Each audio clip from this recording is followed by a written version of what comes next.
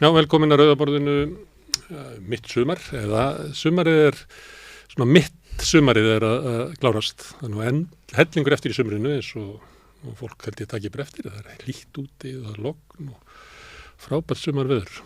En við höfum hægt aðeins á okkur hérna á samstöðinni og Rauðaborðið yfir sumarið. Það höfum haft svona 1 þátt í viku og þetta síðasti slíki þátturinn. Á mánudaginn, þá byrjum við á fullum krafti í útsettingum.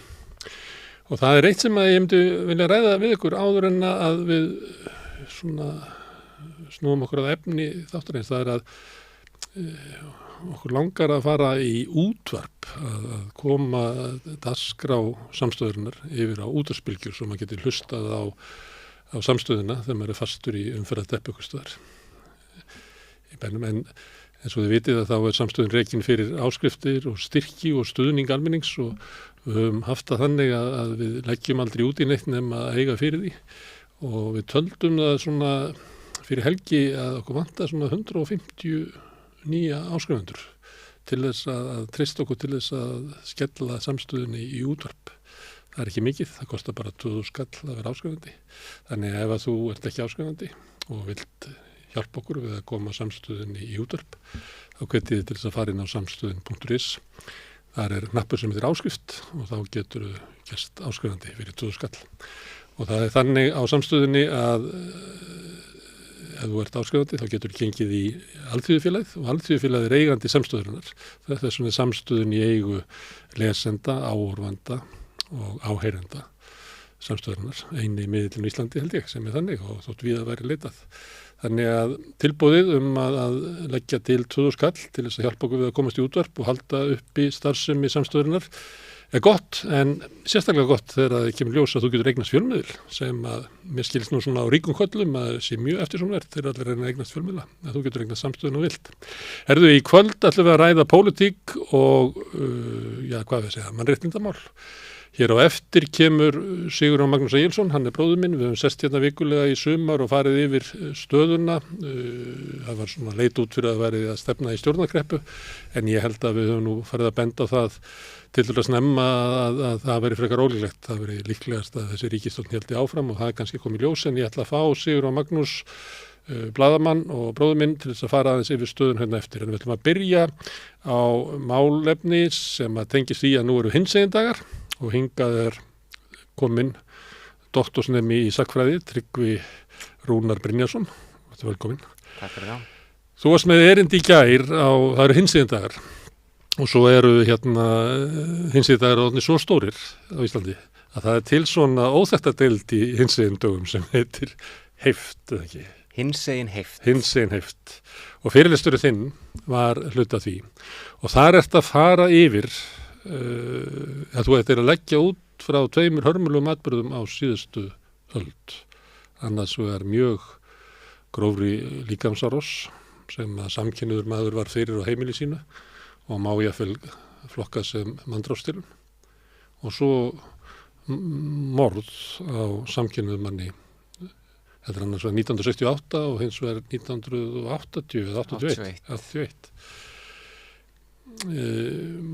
Má ég biðja þig, þegar kannski ekki allir eins gamlir og við og ekki allir jafnvel að sér, ef að byrja að því bara að segja aðeins frá þessum málum. Ef við tökum fyrst málið frá 1968 sem að Haraldur Ómar Vilhelmsson verður fyrir alvarlegri líkamsárás inn á sínu heimili. Það brotist inn til hans til þess að berja hann og meiða. Bara, ég ætla að byrja á því að segja að ég treysti mér ekki til að fara út í svona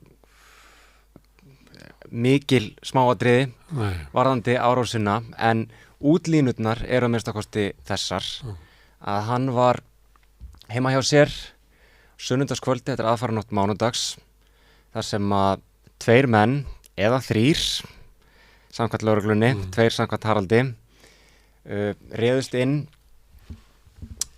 á heimilið hans á Baldursgötu í Reykjavík og börðan hræðilega illa og það eru kannski nokkra líkur á því að þeim hefði tekist sitt verk ef að þar hefði ekki verið ungur piltur sem að bjó heima hjá Haraldi á þeim tíma sem að hringdi í neyðarlínuna og árásarmennirnir tóku eftir honum og flýttu sér í burtu. Þannig við getum ímyndað okkur hversu langt þetta hefði gengið ef að hann hefði ekki verið á staðnum. Já, það er erfitt að segja. Nei, og dómurinn eins og við munum sjá og rannsóknin að þetta var svo hræðilega illa unnið að við í rauninni vitum það ekki. Við vitum ekki nóg. En svo ég haldi áfram með atburðarásina þarna í október 68 er að lögreglan mætir og sér þennan sko hræðilega vettvang og frumskýrsla lögreglunar, þetta er ein blaðsíða og þar er lýst sem sagt maðurinn alblóðugur og það er blóð út alla íbúð en svo er langstærstur hluti skjálsins sem að fer í það að lýsa því sem að lögreglumennirnir sáu á heimilinu sem voru ósiðlegar myndir á veggjónum. Þar voru bækur, þar voru klámblöð sem að bentu til þess að þarna væri til heimilismaður sem að þeir könnuðust við sem kynvillingur. Þú nefndir áðan að hann hafa verið samkynhneigður maður á Íslandi á þessum tíma, þá var það orð bara ekki til. Það er seinni tíma uppfinning. Þarna þeir komu inn og þeir sáu kynvillu. Og það hugtak er svolítið það sem ég var að tala svolítið mikið í gær í fyrirlestrunum mínum út af því að þar tvinnast saman kynhneigð og glæpahneigð. Hver þú ert sem sagt kynferðislega það er engin greinamunur á því og að vera glæpamaður. Og það er það sem að komið síðan inn á með... Þannig að lögreglan kemur hann inn á hennar vettvang og við myndum haldið þetta að vera í vettvangur glæps sem væri það að maður hefur verið beittur fólkskulegri líkamsárás og lamið næstuði til ólífis. En þeir hafi litið á þetta sem vettvang glæps kynvillu. Já, það eru öll gögn málsins og allt sem að síðar gerist í rannsókninni sem að bendir til þess að þeim hafi bara verið algjörlega sama um þessa líkamsárás. Og hitt sem að bendi til þess, ég velti fyrir mér sko hversu miklar barsmíðar þarf maður að líða til þess að sko sleppa við að vera hendin í einangrun og það sem að gerist er að eftir að sárin hans voru hreinsuð rétt á yfirborðinu þá var hann bara hent inn í einangrunarklefa. Fyrir hvaða sakir? Það sem að hann var grunaður og ásakaður lögbrotið hét skýrlífisbrot og það er lagabálkur sem að var við lýðið á Íslandi sem að hljóðaði þannig og ég ætla ekki að fara í smáatriðin að kynmök milli aðila af sama kyni eru ólögleg ef að annar aðilin er yngri en 18 ára og greinamunurinn var sá ef það eru gagnkynja aðilar þá er það 16 ára. Þetta var greinamururinn sem var í lögunum á þessum tíma út af því að hugmynd yfirvalda var sú að kynvilla væri eitthvað sem að úlingar, táningar yrðu eða yrðu jafnvel eins og í sumum blaðagreinum og í sumum umræðum í kringum þetta mál 68 að kynvilla væri jafnvel eitthvað sem að fólk smitaðist af. Þetta væri svona líkamlegt. Það er narra vinni. Já, þannig að það er verið að hlífa úlingspiltunum með þessari löggjöf, tel ég, en það sem að kemur síðan í ljósi allir þessari rannsóknar að það er ekkert verið að hlífa neinum úlingspiltum. Þessi 15 ára sem var hringt á neyðarlínuna, honum var líka hendin í geymslu, honum var hendin og hann var geymdur hérna og yfirhöður alla nóttina. Það var þeir horfðu ekkert á hann sem einhvern einstakling sem þurfti að verja. Þetta var bara annar kynvillingur. En þeir sem að réðust brutust inn og lömdu Harald, þeir voru handteknir, eða ekki? Sko... Það voru fyrirsagnir, ég var að lesa komið blöð, það voru 3 handteknir út af þessu máli. 3 voru handteknir, en það sem að gerðist var að það sem við höfum í þessum lögreglu skýrslum, og þú kannski kannast við þetta úr Guðmundar- og Geirfinnsmálinu, er að lögreglunni berst til eyrna að 3 menn hafi verið viðriðnir þessa árás.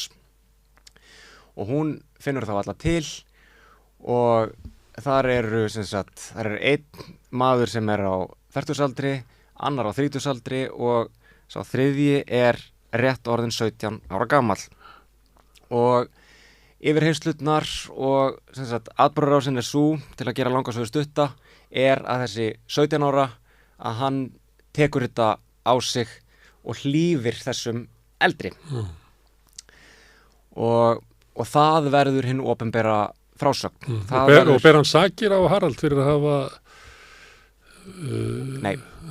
Af hverju, hvert er tilefni árásunar að þeirra sögn? Að samkvæmt dóminum er það einfaldlega til þess að berja á honum fyrir óeðlilega og afbrigðilega kynhegðun og kynvitund. Sem að þeir vissu af en tengdist þeim ekkert persónulega? Sem að þeir vissu af. Þetta eru orðrómar og sögusagnir.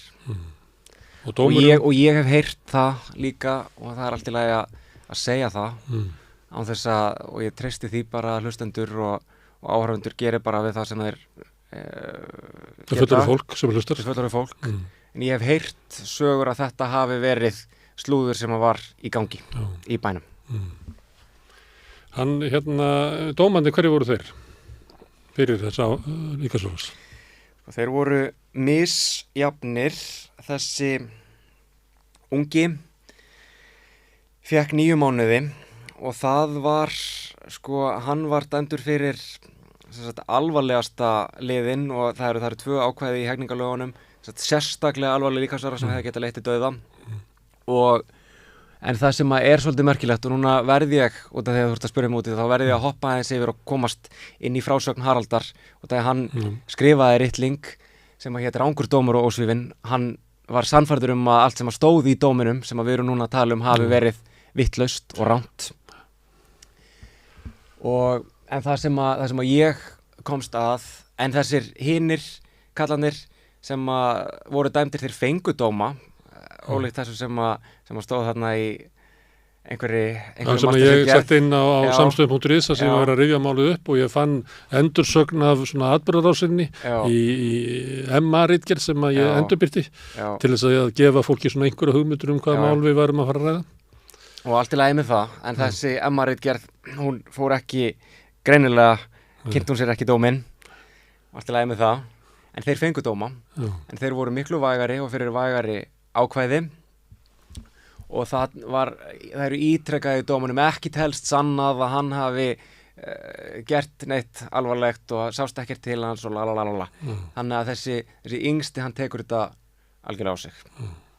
En það sem að síðan gerist er að Haraldur Ómar, hann eftir að hafa liðið hræðilega meðferð, honum var neitað læknisaðstoð þar sem hann lá inn í klefa og ég tel að það sé engin ástæða til að efast það, hann hafi verið þar nær dauða en lífi og það er fangaprestur sem að biðlar til sakadómara eða fulltrúa sakadómara og fangalæknis að maðurinn þurfi að fá aðhlynningu sem hann á endanum fékk og hann var fluttur upp á Landakott þar sem hann var í lögreglu eftirliti en þar sem að hans svona barátta gegn dómsyfirvöldum á Íslandi hófst. Þar handskrifar hann sitt fyrsta bréf til dómsmálaráðherra þar sem að hann lýsir því að menn hafi verið aðstandinn á heimilið hans en að honum hafi verið hent í klefan og að gerendurnir væru lausir. Og það var, og við skulum ekki misskilja það neitt, það var ekkert púðurlagt í að finna þessa menn, þessa árásamenn. Þetta var bara áherslan var á Harald Ómar. Var hann ákærður? Og það sem er svo athyglisvert er að Haraldur Ómar þegar hann kemst loksins úr dýflissunni þá flýr hann til Svíþjóðar og lifir þar sem flóttamaður, held ég að sé óhætt að segja, flóttamaður frá íslenskum yfirvöldum þangað til hann deyr og hann fær og ákæra er aldrei gefin út á hendur honum. Og hann deyr þarna eitthvað 82. rúmlega 82, Já. Og þá til ungu maður. En við erum múin að tala um hann út frá þessum atburði. Kanntu að segja mér eitthvað Harald Ómar Vilhelmsson, þannig að við sjáum hann fyrir okkur sem mennesku? Hvaða maður þetta? Já, ég vil leggja á það áherslu og ég gerði það í fyrirlesturinn mínum í gær að þarna er manneskja sem er svo miklu stærri heldur en þetta hugtak sem var stimplað á hann, kynvillingur. Þetta var maður, hann var kennari í Reykjavík, hann var tungumálakennari, sá ég í auglýsingum, ég var að fletta gömlum blöðum. Þú ert búin að vera að fletta gömlum blöðum. Já, og hann auglýsir hann er að, held að vera á Baldursgötu, hann segir kenna kvöldin, kannski verið að vera í fullri vinnu yfir daginn, og ég bara get svarað, ég man ekki tungumálinn sem að vera að kenna, ég held að það hafi verið 6 eða 7. Já, ég held að það sé algjörlega rétt. Já, verið fjölmenntaður maður. Já, og hann kom til Íslands og hann náði íslenskunni óaðfinnanlega. Ég búin að lesa ég veit ekki, 1000 blaðsíður eftir hann, bréf sem hann skrifaði og hann er, augljóslega mikill tungumálakall og hann kom hingað, flúði nasisma og lærði íslensku í háskólanum og settist síðan hér að. Hann átti sumarbústað í Skorradal og nú man ég ekki nákvæmlega hvar, en allavega hana. En hann var þar að rækta sinn skó og hann var að kenna og hann var að túlkur og hann var að þýða og hann var í allskyns einhverjum svona business. Hann taldi sig meðal fínni borgara Reykjavíkur. Hann var svona borgaralegur, hann lét ekki sjá sig utandyra og rakaður. Hann horfði niður á drykkjufólk og eiturlyf og allskyns svona ólefnað. Hann var svona hreinn og beinn, getum við sagt. En svo var það sem hann neitaði aldrei og þrætti aldrei fyrir, er að hans preferans eða hans helstu kynferðislegu langanir voru gagnvart úlingsstrákum sem að voru augljóslega samkvæmt þeirra dagalögum og samkvæmt okkar dagalögum, og ég er ekkert að breiða yfir það lögbrot augljóslega. En þarna á þessum tíma, á þessum árum, eins og ég hef verið að kanna, að það var engin greinamunur gerður á milli þessa og síðan eins og við sjáum í málunum sem við ætlum að tala um seinna. Þar er kynvilla og glæpsamleg hegðun. Þetta er allt saman, þetta er hið gamla reglívar hugtak hinsegin fólks þar sem öllu var tróðið þannig inn. Og þeir gerði engan greinamun. En Haraldur, hann skrifa bækling, eins og þetta segja, og er í svolítið baráttu innan úr samfélagi homma sem að kannski var ekkert svo burðuð samfélag þá. Hann er að heyja svona ákveðna baráttu, ekki? Ég myndi ekki segja innan úr samfélagi homma. Ég held að hann hafi verið afskaplega einangraður í þessari baráttu. Hann átti sér einn bandamann sem að ekki treysti sér til þess að stíga fram sem slíkur. En ég held að sé algjörlega óhætt að nefna það bara hér. Við töluðum hann lengi í gær á þessum fundi. Það var Elías Mar sem var blaðamaður sem að þú kannski kannast við. Þeir voru góðu vinnir og það er aðalega í bréfasafni. Rithöfundur og prófarkalesari til langs tíma á þjóðunum. Já, akkurat. Og við sjáum í þeim bréfum sem að Haraldur skrifar Elíasi að Haraldur er svolítið að reyna að fá Elías til að hjálpa sér. Spyrja ritstjórann nýra Þjóðvilja hvort þeir væri ekki til í að birta eitthvað sem hann skrifaði. Það vill það enginn. Og það er enginn til í það. Ég ætti kannski ára þetta frekar, hann er í baráttu frá stöðu homma. Í baráttunni er hann, það vita allir hvað þetta mál snýst, og hann er að tala hann hefði ekki óréttlátan dóm. Þetta dómur hafi verið óréttlátur, hann er andmælað því. Þannig hann er, þó að þess ekki margir sem taka undir hann og hann fá ekki mikla svona plattform, að þá er hann að standa í þessari baráttu sem fulltrúi. Hann notar ekki það hugtak. Hann segir ég tilheyri ákveðnum minnihlutahópi og orðið sem hann notast er homosexual. Ég veit bara ekki hvort að Hommi og Lessa hafi verið, hvort að hann hafi verið búin að heyra þeim. En allavega, ég held að ég sé ekki búin að útskýra sko almennilega af hverju hann taldi þetta að vera rangan dóm árásina. Er að hann, sem sagt, eftir að hann flúði til Svíþjóðar, til Malmö sem er þarna syðst við Eyrasundið, að þá beið hann og var með beiðnir í gangi í íslenska sendiráðinu í Kaupmannahöfn að fá dóminn í hendurnar. Dómurinn féll 1 ára eftir að árásin var framinn, en Haraldur Ómar fékk hann ekki fyrir 2,5 ári eftir að árásin var framinn. Þeir vildi ekki að hann fengi hann. Og þar sko hryllt honum við að lesa að þessi 17 ára sem að hann sjálfur kannaðist við, að hann sagði og skrifar það ítrekkað í ritlinga og erindi til dómsmálaráðherra og dómsmálayfirvalda að þessi strákur sem hann kannaðist við kom hvergi nær honum þetta kvöld. Þeir hafi dæmt rangan aðila. Og en hann hafi ekki komið í íbúðina. Hann hafi allavega, að minnstakosti segir hann hafi ekki verið einn af þeim sem að borða hann. Já, hann sá hann ekki, ég menna Haraldur sá hann ekki, mannin sem að tók á sem stærstu slikina. Já, og það sem að Haraldur, niðurstaðan sem Haraldur kemst að út frá bara þessu eina plaggi, hann hafi bara dóminn. Ég hef miklu meiri aðgang á gögnum heldur en hann. Hans niðurstaða var að Ísland væri í reynd mafíuríki.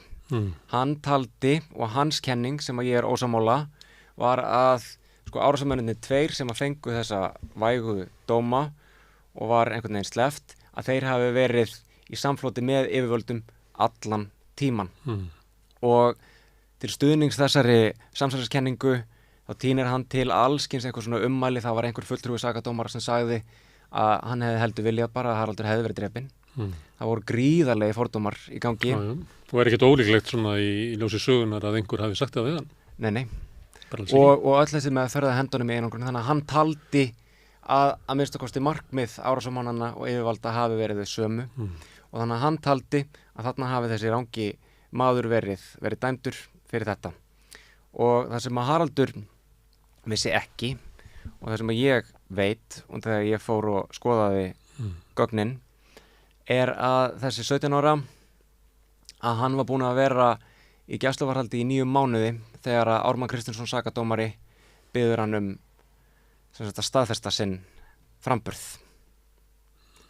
Og þetta er gert þannig að það er lögregluskýrsla og það er einhver skýrsla sem er tekin, og síðan það sem þarf alltaf að gerast er að dómari þarf að fara yfir, og það gerist ekki fyrir en 9 mánuðum eftir að hann tekur á sig. Og er hann búinn að vera þá í gæsluvarðhaldi alltaf tímann? Já, fyrir önnur ótengd mál. Og mín kenning er sú að þessi ungi maður, að hann hafi fengið eitthvað svona díl, og þetta hafi allt saman verið einhverjar óformlegar málamiðlanir sem voru gerðar til að loka þessu óþægilega og ógeðslega máli þessa kynvillingshanna á Baldursgötunni. Það er mín kenning. Þannig að minna samsæri heldur en Haraldur heldur fram. Samt samsæri. Og ég hef svona út af því að barátta Haraldar, út af því hvernig hann mætti allstaðar hjá íslensku stjórnvöldum, lokuðum dyrum, enginn vildi hlusta á hann, að það er svolítið það sem að styður þessa mína samsæriskenningu. Hann byrjar á því þegar hann fær þennan ranga og ósvífna dóm, eins og hann kallaði hann í ritlingnum sínum, rangu dómur og ósvífin, sem að hvaða borgari sem er hérna í þessu landi getur farið niður á bókasafn og lesið, að hann sendir hann til þáverandi dómsmálaráðherra Auðar Auðuns, og hann óskar eftir því að réttar rannsókn fari fram í garð Ármanns Kristinssonar, sem var sakadómarinn sem fór með þetta mál, og hann útskýrir fyrir dómsmálaráðherranum allar þessar ástæður fyrir því að þetta sé rangur dómur. Og dómsmálaráðherran, hún sendir erindi Haraldar til Ármanns, óskar eftir viðbrögðum frá sakadómaranum og hún fær þau fljótlega og einu varnirnar sem að Ármann kemur með eru þær að dómur hans hafi byggt á skýlausri játningu sakborningsins og þar að leiðandi þurfa ekkert meira að ræða það. En hann segir Auði ekki að strákurinn hafi verið í gæsluvarðhaldi í 9 mánuði þegar Ármann rukkaði hana. Nei. Og þannig að það sem að Auður gerir er að hún fær viðbrögðin frá Ármanni, sendir þau á saksóknaraembættið þar sem að Hallvarður Einvarsson nokkur tekur við þeim og Hallvarði er falið að sem sagt, mæla með hvað þeir að gera og hans bréf til Auðar segir til að hann vilji bara ekkert sé gert, það sé ekkert tilefni til að það var sneitt út af þessum ásökunum og Auður, það sem að henni mistekst hrapallega að gera er að skoða ekki að Hallvarður var sjálfur saksóknari í þessu máli.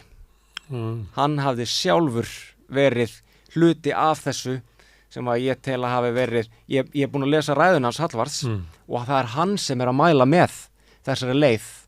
Bara að gefinni þessari játningu þá verður að gefa vægari dóm. Þetta kemur frá, Hallvarður er með í öllum skrefum og Auður í staðin fyrir að segja, heyrðu, þú ert ekki maðurinn til að gera þetta, við ætlum að fá einhvern annan til að ákveða þetta og þá sendir hún bara niðurstöðu sína til Haralds til Svíþjóðar við ætlum ekki að gera neitt ríkisstjórninni kemur þetta ekki við.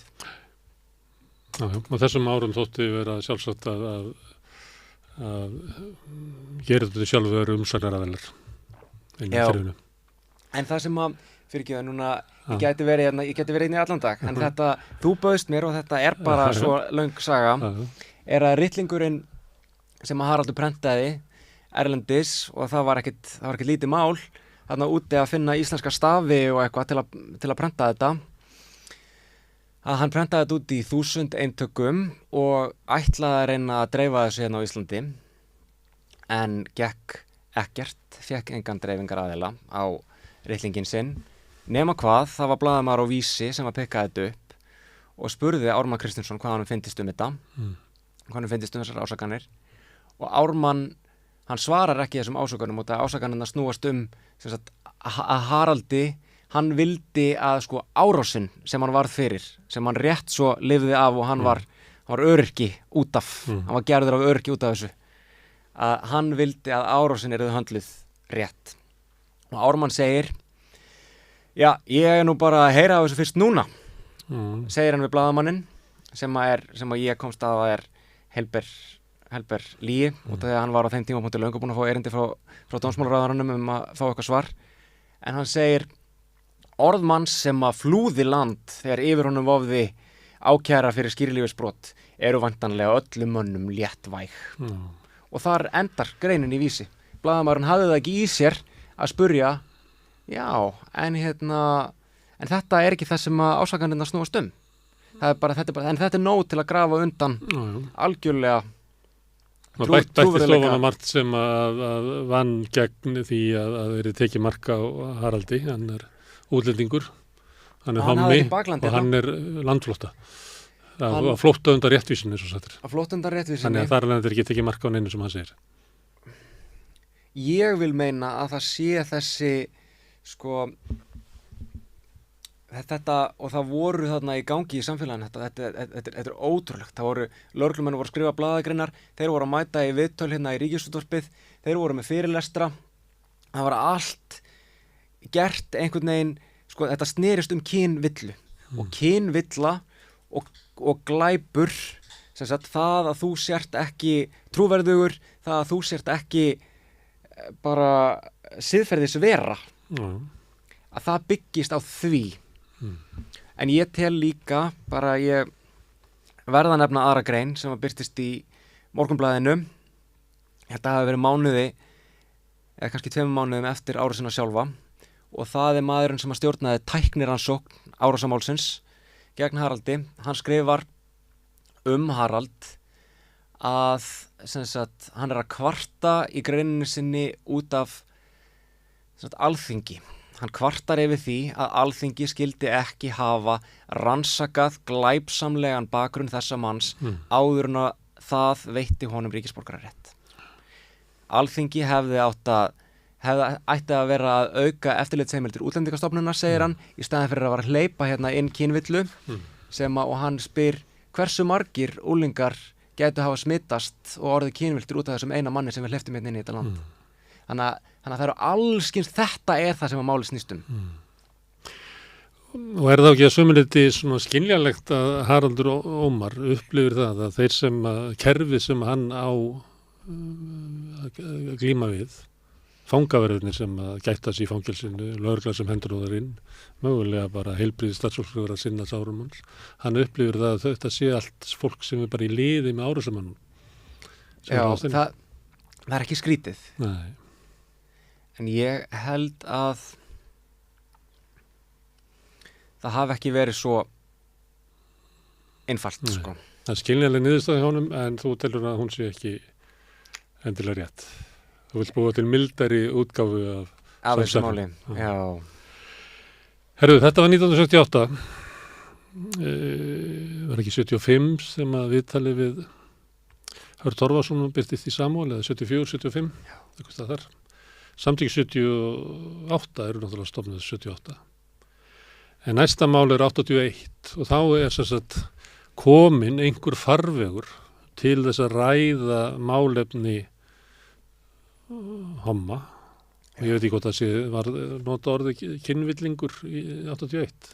Það sem er svakalega áhugavert við máli 81 er að í lögregluskýrslunum og dóminum það er allt morandi í þessu orði, kynvilla. Kynvilla er það sem að lögreglumennir eru að nota í sínum skjölum, en það sem við sjáum síðan í fjölmiðlum, sem að kemur beint frá lögreglunni, allt saman, að þar er fyrstum sinn talað undir rós, það talað að hann hafi ekki verið við kvenmann kendur, að hann haldi með ákveðnum hópi karlmanna í Reykjavík. Það er svona aðeins varfærnara orðalag út á við. En í skjölunum, og þetta er líka mest allt sömu kallar sem að stjórnuðu rannsókninni 68-81 og sem að stjórnuðu líka Guðmundar og Geirfinns rannsókninni, þetta er rosalega stutt tímabil og þetta eru litlar stofnanir eins og gefur að skilja. En í öllum skjölum er kynvilla það sem að þeir eru að notast við. Og svona grófari hvernig þeir tala þetta í plöggum sem eru innanúrsgögn, þannig að við getum rétt ímynda hvernig þeir töluðu saman á kaffistofunum. Nákvæmlega. Herðu, þarna er Hans Wittbusch sem er drepinn á hroðalegan hátt á heimili sínu í Grenimel. Fyrir þá sem ekki munna, geturðu sagt okkur aðeins frá þessu máli? Sem að gerðist þarna, það var miðvikudagskvöld, september 81, að Hans var búinn að vera út að skemmta sér og það er einhver sem hann var búinn að spjalla við niður í bæ sem að fer með honum heim og þeir ætla eitthvað að halda áfram að södra og því miður það eina sem við höfum og það sem að Íslensk dómskerfi er búið að leggja stimpil sinn á er eingöngu frásögn gerandans sem er aldrei dregin í efa, þannig að ég verð bara því miður að endur segja þá sögu með þeim fyrirvara að ég held að þetta hafi ekki verið þannig, sko. Já, það er fullorðið fólk að hlusta og það veit að nú hefst frásögn sem er byggð á vitnisburði gerandans sem er náttúrulega að reyna að bera af sér sög með þessum afgerandi hætti. Já. Hann segir að Hans hafi látið sig reykja kannabis og hann hefði gefið honum einhverja svefntöflur og síðan hafa hann nauðgað honum. Hann vaknar við það. Og hann vaknar við það, segir hann, að sér nauðgað. Og hann bregst við með því að myrða hann og stinga hann endurtekið til dauða. Og það sem að gerist er að ólíkt því sem að var á Baldursgötunni að það ekkert símtal, það engin sem að það ekki komið þarna samdægurs, það líða 2 dagar sem að hann mætir ekki í vinnuna þar sem hann var að vinna í Blómavali og það eru áhyggjur yfirmanna og vinna sem að leiða til þess að þau fara inn í íbúðina og finna hann þar og það þá sem að lögreglan kemur á föstudeginum og þetta strax komið í alla fjölmiðla og það sem er svo sláandi og það sem er líkindin milli þessa máls og 68 eru meðal annars þau að þarna vettvangi þessa glæps aftur snúið við og það gert og það allt gert í þeirri rannsókn eins og var gert í fyrri rannsókninni til þess að sko skella skuldinni á þolandan. Það er fundin hérna einhver kannabisplanta sem að hann og það er gramsað í öllu hans dóti og það er verið að skrásetja allt þetta í stað þess raunverulega að reyna að skapa einhverja hlutlæga atburðarás af því sem hafi gerst sem áauðvita að vera hlutverk. En svo rannsóknin beinist að því að réttlæta verknaðinn að þessi menn hafi verið réttræpir.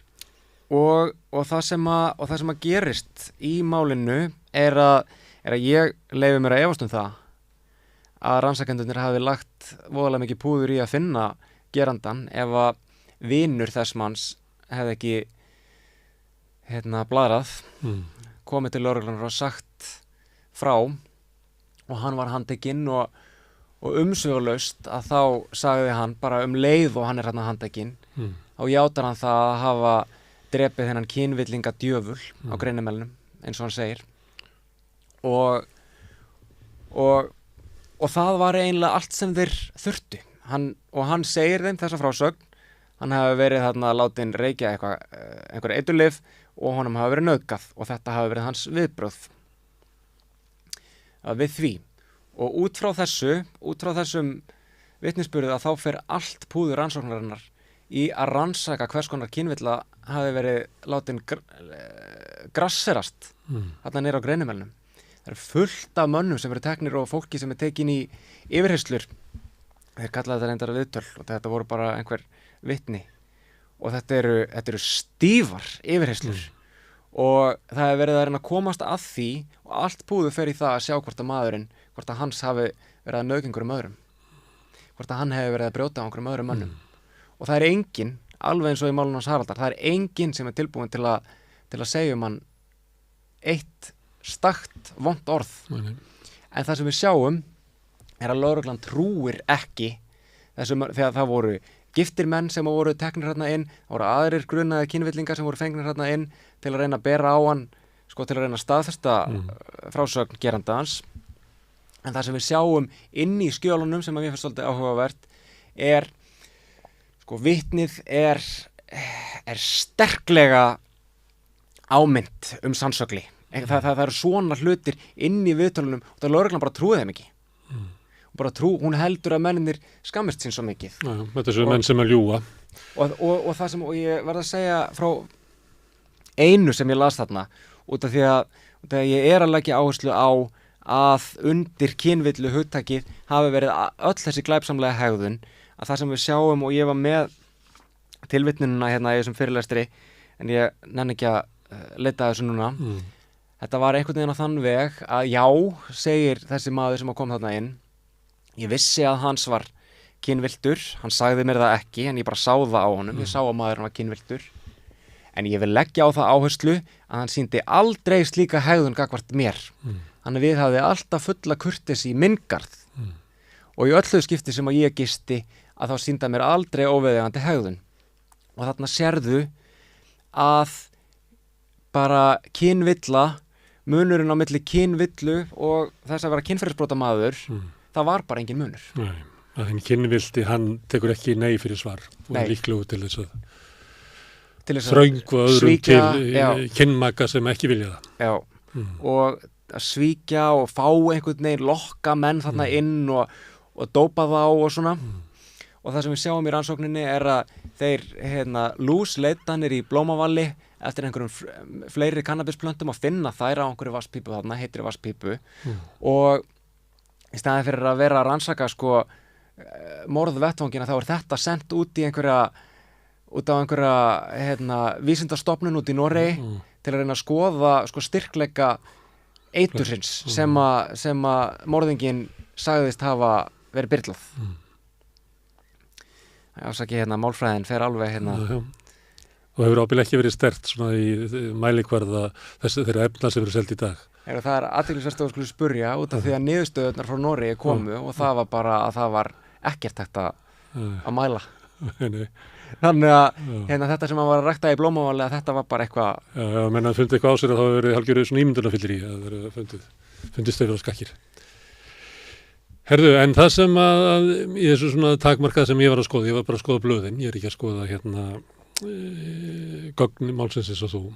Þá sá ég það að munurinn var svolítið sá að sem að var stakk svona í augun að vinir hans, að þeir senda frá þessu tilkynningu því að þeim ofbýður þetta tal hvernig verður að sverta fórnarlambið og lýsa honum sem bara góðum manni, góðum vini vina sinna og ljúfum og blíðum manni. Já, og þetta er algjörlega stóri munurinn en að samaskapi að þá áttu við ágætis umræður í gær eftir fyrirlesturinn minn viðbrögð hvað ég var að kalla þetta hinsegin samfélagsins við þessum málum og það var einn sem að sagði svo rosalega vel ég varpaði fram þessum fyrirsögnum sem að voru í blöðunum á þessum tíma að banamaðurinn sakar Þjóðverjann nauðgun og var gripinn ofsahræðslu og þessar fyrirsagnir bara hversu ótrúlega erfið sú barátta var samt að reyna að einhvern veginn að koma sér inn í samfélagsumræðina þegar hún er á þessu plani. Og það er kannski ástæðan gíska ég ástæðan fyrir að þú ert að fjalla um þetta í dag. Það er eiginlega sko hvað hinsegin samfélagið á að gera eða ætti að gera við þessa tvo menn. Því það er ekki... Já, ég spyr og loka spurningi mín í gær var svo, eða ég sagði þetta svona, að sko okkar staða í dag og okkar réttindi sem við höfum fengið, þau grundvallast á því að við höfum rosalega harkalega skilið á milli glæpa annars vegar og kynhneigðar hins vegar sem að ég er búin að lýsa í þessum tveimur málum að hafi verið algjörlega samofin í gamla daga, að okkar réttindi byggjast á því að við séum bara saklaus, við séum bara siðferðisleg og góð og við séum bara fín og ekkert við okkur ekkert hér að athuga en sko allt svona það sem að eitthvað er á einhverju gráu svæði sko og ég vil taka það fram að ég er ekki að reyna að sótthreinsa þessa menn ég vil halda því fram að jafnvel þó þeir væru sekir þessi brota þá ættu þeir skilið að það sé rannsaka málum betur en ég velti fyrir mig hvort að það sé akkurat þetta sem að geri það verkum að hinsegin samfélagið á svolítið erfitt með að tala Harald og Hans. Áttu við það að hinsegin samfélagið þurfi svo mikið á því að halda, að slíta sig algjörlega frá einhverju sem er lögbrot eða glæpsamlegt, að þeir sem að mögulega stíga yfir línuna og tilheyra samfélaginu, að samfélagið snúi sér baki við þá, að það eiginlega hafi ekki sko styrkin í samfélaginu til að geta varið sitt fólk sem að stígur yfir einhverja línu. Er þetta þannig? Sko... Ég er bara að velta upp spurningum sko. Ég líka, ég er bara Já, ég svona mér þætti mjög fróðlegt að vita og sjá hvað svona meginstraumurinn hvað þeim finnst þetta meginstraumurinn í hinsegin samfélaginu meginstraumurinn, já, sem að er ekki sá sem að var þarna ekki heift ekki hinsegin heift og ég svona velti fyrir mér út af því að við höfum þurft að í öll þessi ár segja við erum nákvæmlega ekki þetta sem að yfirvöld sáu í Haraldi og hans. Við erum nákvæmlega ekki það og þess vegna eigið að leyfa okkur að vera bara hérna í frið og ró. En það sem er svo erfitt í þessu öllu saman að ég tel að þeir hafa verið beittir hræðilegu misrétti og þetta hafi þetta vopn kynvilla til að stigmatísera þá til þess að gera það svo rosalega erfitt fyrir að hafa upp einhverjar varnir. Þannig að ég er ekki að skamma neitt, ég er ekki að álasa neina þetta. Þú ert samt að gera eins og þetta að gera kröfur til hinsegin samfélagsins að það hafi einhvern veginn svona eitthvað svolítið bakbein til þess að ráða við það að fjalla þessa menn og þú talar þó að þeir hafi brotið eitthvað af sér að þá er náttúrulega brot hans eru ekkert ég náði ekki að komast yfir það þegar ég var að lýsa hans máli en það er með ólíkindum sá dómur sem að fjall í Hæstarétti sem að sannarlega ætti líka að skrifa ritling sem heitir Rangur dómur og ósvífinn því að þar er bara hæstaréttardómararnir sem og í Guðmundar og Kerfismáli margir líka náttúrulega að þeir segja til að útskýra þá miklu refsilækkun sem að þeir beita sig fyrir að það verður að líta til þess að ákærði varð fyrir alvarlegu kynferðisbroti af hálfu mannsins sem hann var að bregðast við. Þar kemur fram, þó að það hafi ekki komið fram í miðlunum, eins og kom fram í miðlunum í málinu hans Haraldar kynvilla orsökin, það kemur fram í Hæstarétti. Hæstarétti Íslands, að þetta hafi verið orsökin. Finnst þér að í dómnum hafi verið sannað að þarna hafi átt sér stað nauðgun eða kynmögg? Engan veginn. Það er bara fullyrðingar sakbornings. Engin gögn. Það er ekkert. Það eina sem við höfum í dómi Hæstaréttar er við verðum að ganga út frá því sem gefnum hlut að maðurinn sé að segja satt og rétt frá.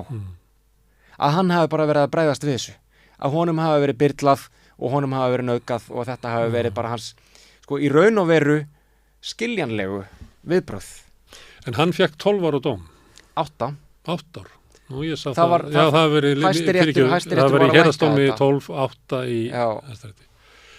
Og það er svona viðmunin er 16 ár sem er dómur og svo er það oft reiknað til refsilækkunar sem er kannski skrítið, ég veit ekki hvort að fólk vilja fara út í svona siðferðislegar vangaveltur að þegar að dómararnir telji sig finna ástæðu fyrir morðinu að þá virkar það til refsilækkunar en þegar það virkar fullkomlega tilhæfulaust og er óskiljanlegt dómarorðum að þá er það hæsti dómur sem að þetta er svona vangavelta hvernig það er ef að ég drep þig og tel mig hafa ástæðu til þess að ég fá lægri dóm heldur en sá sem að drepur þig á þess að hafa að þjó bara gekkst framjá. En þú sér það Sævar Síselski, Kristján Viðar ævilegt fangilsi í sakadómi. Það er sprengt upp, farið upp úr þessu 16 árum. Já. Þannig að það er bara nákvæmlega það sem þú ert að segja. Já. En þú vilt ég er að spyrja þig, af hverju þú ert að ræða þetta? Hvað eigum við að gera við þessar sögur? Nú hefa bara verið settar einhvers staðar á okkur hillu og ég man ekki eftir að vera vitni í þessi mál. Ég man reyndar svolítið eftir að vera vitni í málið hans. Já. Af því að ég er 20, 81 og það tengis kannski bara svona þroskasögu minna kynslóðar. Að menn er að rifja upp, þú veist hvernig umfjöllinu var á sínum tíma. Þú vitnar mikið til Geirfinnsmálsins, það er náttúrulega fylgir líka svona minni kynslóð og kannski fólkinu sem er svona aðeins eldri en ég. Það sem að snýst svolítið það svona það sem við erum að reyna að meta hvernig þroskaði samfélagi sem við vorum í og við erum náttúrulega þáttakendur í því og annað slíkt. Þannig ég man alveg eftir svona umræðum bæði málið hans og svo hvernig maður fjallaði það. Og manstu, hvernig voru þær umræður? Var þetta bara, hann var ógæstlegur? Nei, ég held þetta var gagnrýnið. Já. Þess vegna fannst mér þess eins og leið og ég las yfirlýsinguna frá vinunum að þá svona mundi eitthvað staðar í bakhöfðinu er þetta ég myndi að munda ágætlega eftir málinu og ég er ekki byrjaður í blaðamennsku þarna þetta er svona En þú pikar það upp og það finnst mér athyglisvert út af því að ég held að langflestir og þeir sem ég hef talað við þetta mál og fólk sem hefur einmitt rekist á það og síðan eitthvað byrjað að spyrjast fyrir það og mætt viðhorfið þar sem er bara svona þetta er bara einhver, þetta er bara eitthvað sem hefum ekki að vita af. Já, Nei, þetta var meira umfjöllun þetta sko. Hins vegar náttúrulega kemur þegar fer maður að skoða hvernig blöðin að skrifa þetta og þetta með frétt Morgunblaðsins og fleira náttúrulega bara að tala innan úr einhverjum hugmyndaheimi sko. Verið að segja lesandanum að ógæfumaðurinn sé sá sem að frandi verknaðinn. Það var orðið fyrir einhverju. Þannig að en það sem ég að segja en heilt yfir hafa þessi mál bara legið í þagnargildi. Ég myndi ekki eftir að hafa heyrt af máli Haraldar. Nei. Það svona... Og þess vegna var ég áðan, þú tókst eftir, ég var að reyna að spyrja því hvort að við ættum að fella hans mál einhvern veginn inn í sögu homma og lesbía eða samkynniðra. Því að sú saga er oft sögð og ég man ekki eftir þessu máli. Sko. Nei, þetta er náttúrulega rosalega og við komum aftur að þessu sem ég var að nefna áðan að þetta í þessu máli er nákvæmlega það sem að samfélagið var að reyna að hafna og ég skil alveg af hverju það er bara hræðsla það vill enginn vera einhvern veginn associeraður, hvað maður að segja við einhvern sem er svona rosalega auðvelt að setja þennan stigmatíska stimpil á sem að minnir okkur á allt þetta alla þessa gríðarlegu jaðarsetningu sem að var hérna fyrir svo rosalega stuttu síðan að fólk man eftir því. Og þekkja líka frá öðrum kúuðum hópum eða svona jaðarsettum hópum og sem að þurft að þola margt að það er svona tilning á því að vilja sko hampa þeim sem að eru sko einhvern veginn afgerandi góðir eða fínir eða flottir til þess að vinna á móti stigmanu sem að var og þess vegna er fólk sem er okkur gráu svæði eða eitthvað sem að einhvern veginn verður hálfur allust sko. Já, þá þarf að setja það til hliðar. Já, en þú ert að gera kröfu að kannski sé... Ég er ekki að gera neina kröfu, ég er að spyrja spurninga, ég er að velta fyrir mér. Ég ætla að spyrja, ætti hinsegin samfélagið að vera orðið það sterkt að það gæti ráði betur við að fjalla þessa tvo menn, heldur en var kannski 1990 eða 2000, ég fælt 2010. Það ætti að vera það. En ég veit ekki hvort að segja. Nei. En ég kannski bara, þú veist, býð mér á fund með samtökunum 78. Ég hef aldrei talað við þau þetta. Nei. Ég veit ekki eins og hvort þú veit af þessu. Herðu, þú ert að skoða þetta að því að þú veitnar oft í gerfismálsins og ég býst við að margir af hlustutum okkar þar sem að fullur fólk að viti það að kannast við nafnið þitt, Tryggvi Rúnar, að þú ert barnabarn eins af sakborningunum þar. Já. Og ert í þessu rannsóknum að hluta til, býst ég við, út af þeirri stærnd. Þú þekkir vel þegar gerfismálsins og hvernig svona kerfið brýtur niður fólk og keyrir það áfram af bara sturluðum fordómum og bara sér ekki fólk, sér ekki manneskjur af mennskaðar og veldur miklu skaða. Ég er að skrifa núna doktorsritgerð í sagnfræði sem að leiðir af einmitt þessari reynslu minni. Ég er ungur, ég er rétt komin yfir tvítugt þegar endurupptökuferlið byrjar í Guðmundar- og Geirfinnsmáli og byrjunarpunkturinn tel ég vera þegar Ögmundur Jónasson, þáverandi innanríkisráðherra, skipaði starfshóp til að fara yfir það mál. Og að hafa fylgst með því og hafa tekið út minn þroska, þú varst að tala um þinn þarna áðan og samfélagsins, í því ljósi að hafa fylgst með því ferli að ég algjörlega misti allar blekkingar sem að ég hafði þetta samfélag, stjórnvöld þessa lands og rauninni bara mannskepnuna.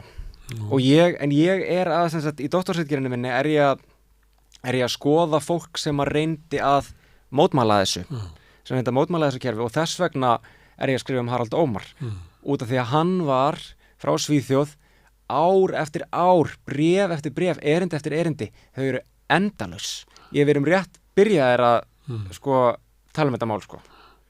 Það er miklu, miklu meira og þessi barátta sem að fyrir honum var upp á líf og dauða. Þetta var bara það sem allt snerist fyrir honum.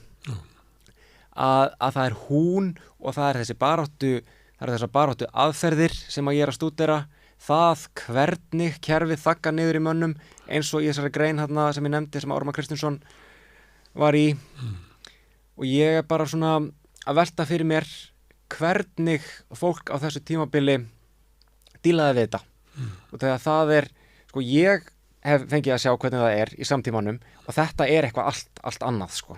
Þetta er öðruvísi samfélag, þetta er gatt freðið samfélag sem að þeir og kerfi sem að þeir eru að berjast við og sem fáir rís upp og í dag og Haraldur er einn af þeim sem var rís upp gegn þessu. Haraldur var einn af þeim en í dag að þá auðvitað, þú veist, þegar ég mæti niður í háskóla og ég hlusta á Gísla Guðjónsson réttarsálfræðing tala svona tæpi tungu laust íslenska réttarkerfið, við erum á allt öðrum stað í dag og við erum með lögmenn sem það var engin lögmaður sem var tilbúin by the way til að taka almennilega lögmálunars Haralds Ómars þannig að það er svona allskyns breytingar sem hafa þó átt sér stað og ég vil bara undirstrika það. Já. Þannig að það var bæði að sækja þá hvatningu til að halda áfram með að skoða það gamla. Akkurat. En að sumuleyti heyrist mér svolítið svona vilji hjá þér í því að við sýnum þessum mönnum ákveðna virðingu að muna eftir þeim og þekkja fyrir hvað það börðust. Já. Það ekki? Virðingu og kannski aðeins svona opnari endurskoðun. Þetta við höfum leyft hingað til út að kannski við höfum verið of smeyk eða hrædd. Herðu, Tryggvi Rúnar, alltaf gaman að fá þig hingað. Þú erum komið hingað í ýmsum erindum. Komdu bara sem oftast. Takk fyrir mig. Hafðu það gott á hinsýðindögum sem eru alls ekki búnir. Alls ekki búnir. Herðu, en við ætlum að snúa okkur að öðrum málum núna og léttvægari. Við ætlum að tala pólitík við hann Sigurjón Magnús Egilsson eftir augnablik.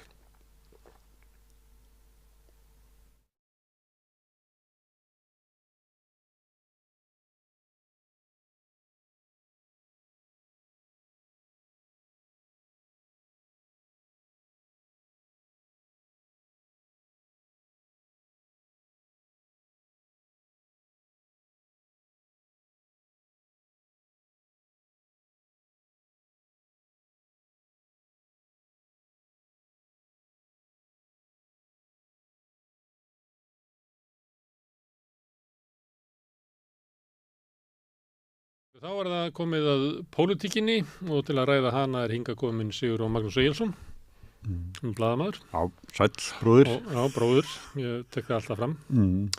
Herðu, við höfum settið hérna í sumar og spjalla svona næstu því vikulega. Já. Það leit svolítið út þegar við byrjuðum að það væri mikill skjálft í ríkisstjórninni. Já. Þinglok voru svona asnanleg. Já. Það voru bara öll mál ríkisstjórnina tekin og sett ofan í kassa og flutt í burtu. Eitthvað svona fílu viðbröð bara, af því að hinir ætlaðu að tala eitthvað hérna á stjórnarandstaðan, eitthvað slíkt þá bara pakkuðu bara. Já, eða það var bara ekki nógu mikið þrek í ríkisstjórninni til að halda áfram. Af því að voru þarna eitthvað mál sem hefðu getið orðið ágreiningur inn í þingflokkunum. Já. Þeir pakkuðu niður og fóru og þá gaus upp svona, sérstaklega hjá sjálfstæðismönnum sem við höfum kallað hér villikettina í sjálfstæðisflokknum. Já. Óánægja. Og var svolítið mikið rætt. Ég meina Ólafur Þórn Harðarson var eitthvað þar í fréttum að segja að þetta var óvanalegt. Það væri svona hörðgagnrýni innan sjálfstæðisflokknum og krafa stjórnarslít og annað slíkt. Já, og skiptum formann. Flokksmenn hafa sagt það líka, bara vilja ekki að Bjarni stýri þessu lengur. Og svo eins og við höfum bent á, svona síðustu 4 vikur þá hefur svona vindur farið úr þessari blöðru. Þetta var kannski heliumbladra í lok júní, en núna liggur þetta eiginlega bara svona eins og barnaafmælið hafi verið hérna fyrir 4 dögum. Sem svona hálf loftlaust bladra. Já, það er það. Já. Og það er nú, sko, Bjarni komin úr heimúfríinu. Það er svo merkilegt, sko, í gegnum tíðina hefur það verið þannig að þeir sem að velja sér að verða ráðherrar, þeir sem hafa möguleika að velja það, að þá er þetta full vinna. Bara þetta er það, bara 365 ársins. En Bjarni er búin að vera á einhverju vindsænginni með sólgleraugun bara út í heimi og ekkert blanda sér í umræðina hér heima. Svo kemur hann núna og þá er náttúrulega bæði MBL og Mokkin með viðtölu við hann. Og maður líka eitthvað aðeins og vís í bítinu í gær. Það talaði hann að bankaskattin. Já. Þannig hann er svona að gefa sig fram í, ég býst við að hafi verið á RÚV í kvöld. Já, æflöst, sko. Er ekki Kastljósið byrjað? Ég veit ekki, Spegillinn er byrjaður. Já, sko. Ég held að Silfrið muni ekki byrja, það er mín kenning. ég held að það er rétt, sko. Já. En já, en svo kemur Bjarni Ok, og hann bara svona slæri létt nakkan á villiköttunum og þeir eru þagnaðir og svo kemur hann og hann er bara á því að hér sé bara allt í góðu lagi. Hér sé bara ekki það í efnahagsmálum. Ég held að ef einhver hefur áhuga á því sem ég hef sem að sé margir, þá gæti hann bara spóla við síðan þátt okkar þar sem við sögðum þetta. Að kæmi svona, það hafi svona minni spámenn verið að segja að þú veist að ríkisstjórnin væri kannski ekki aðri kostir og ríkisstjórnin væri og kannski ómikið gert úr þessu og svo kæmi hann eftir helgina myndi þú veist tala eins og það verið bara ekki tilefni til þess að slíta ríkisstjórn, þetta verið góð ríkisstjórn. Eini gallinn hér verið allt í góðu standi. Já, nema það að þegar að lágasta landið Ísland að þá segir hann að vextinni voru á lágir. Það er bara það eina sem hann virðist sjá eftir eða hafi verið mistök. Sko. Það er náttúrulega Ásgeir seðlabankastjóri. Hann hefur við svona undanfarnar vaxtaákvarðanir alltaf talað að það vantaði upp á að sko ríkisvaldið taki þátt í því að glíma við verðbólguna. Og ég held að Bjarni sé bara að skjóta tilbaka með þessu. Já. Að hann hefur bæði sagt að sko Seðlabankinn hafi lækkað vextina á mikið. Já, hann sagði ekki þá eða hann á kannski að Nei, þannig að maðurinn er efnahagsmálaráðherra að það verður að gera kröfur til hans. Já. Ég held að hann meiri sé að ef að fólk man að þá getur það farið í huganum og rifjað upp hvað bæði í Sjálfstæðisflokkurinn og voru allir stjórnarflokkarnir hvernig þau töluðu sko vextina sem einn af ávinningum sinnar stefnu í aðdraganda síðustu kosninga. Já, og var þeirra svona helsta mál jafnvel, sko, lágasta landið Ísland, þetta var bara þannig, þetta auglýsingar þeirra voru svona, nema hjá Sigur Inga, bara er ekki best að kjósa Framsókn. En þetta snýst svolítið það að, þú veist, að vera að bera sökin á næsta, sko. Og hann hefur sagt, þú veist, að núna segir hann að vextinir hafi lækkað á mikið. Hann sagði hérna í haust og svona þegar Seðlabankinn kom síðan aftur, þarna var ekki febrúar, þegar sem voru búin að boða, voru með litla hækkun þarna beint ofan í kjarasamningana, svo voru kjarasamningarnir gerðir í trausti þess að yrðu ekki vaxtahækkanir, svo koma með hækkun í febrúar. Að þá minnum ég að Bjarni hafi sagt eitthvað í þá verun að já, það er þá bara augljóst að Seðlabankinn hefur bara hækkað of lítið hingað til. Þannig að hann er ekki alveg, nú verður bara að hækka þetta þannig að sé bíti, að því geta hækka, ef þú hækkar alltaf of lítið að þá náttúrulega nærðu aldrei í skottið á sjálfum þér, sem býst ég við að kenna ekki sé. Þannig að hann hefur verið með hennar tón svona gagnvart Ásgeiri og Seðlabankanum. Seðlabankar eftir lítið eigin barm. Mér finnst að efnahagsmála ráðherrann hann á bara ekki að koma svona bara stöku sinnum og skjóta í allar áttir, hann hlýtur að bera ábyrgð maðurinn. En annað er í lagi þarna, segir hann. Nei, hann tínir til svona, hann er alltaf að halda þig fram að hér séu laun að hest í heimi.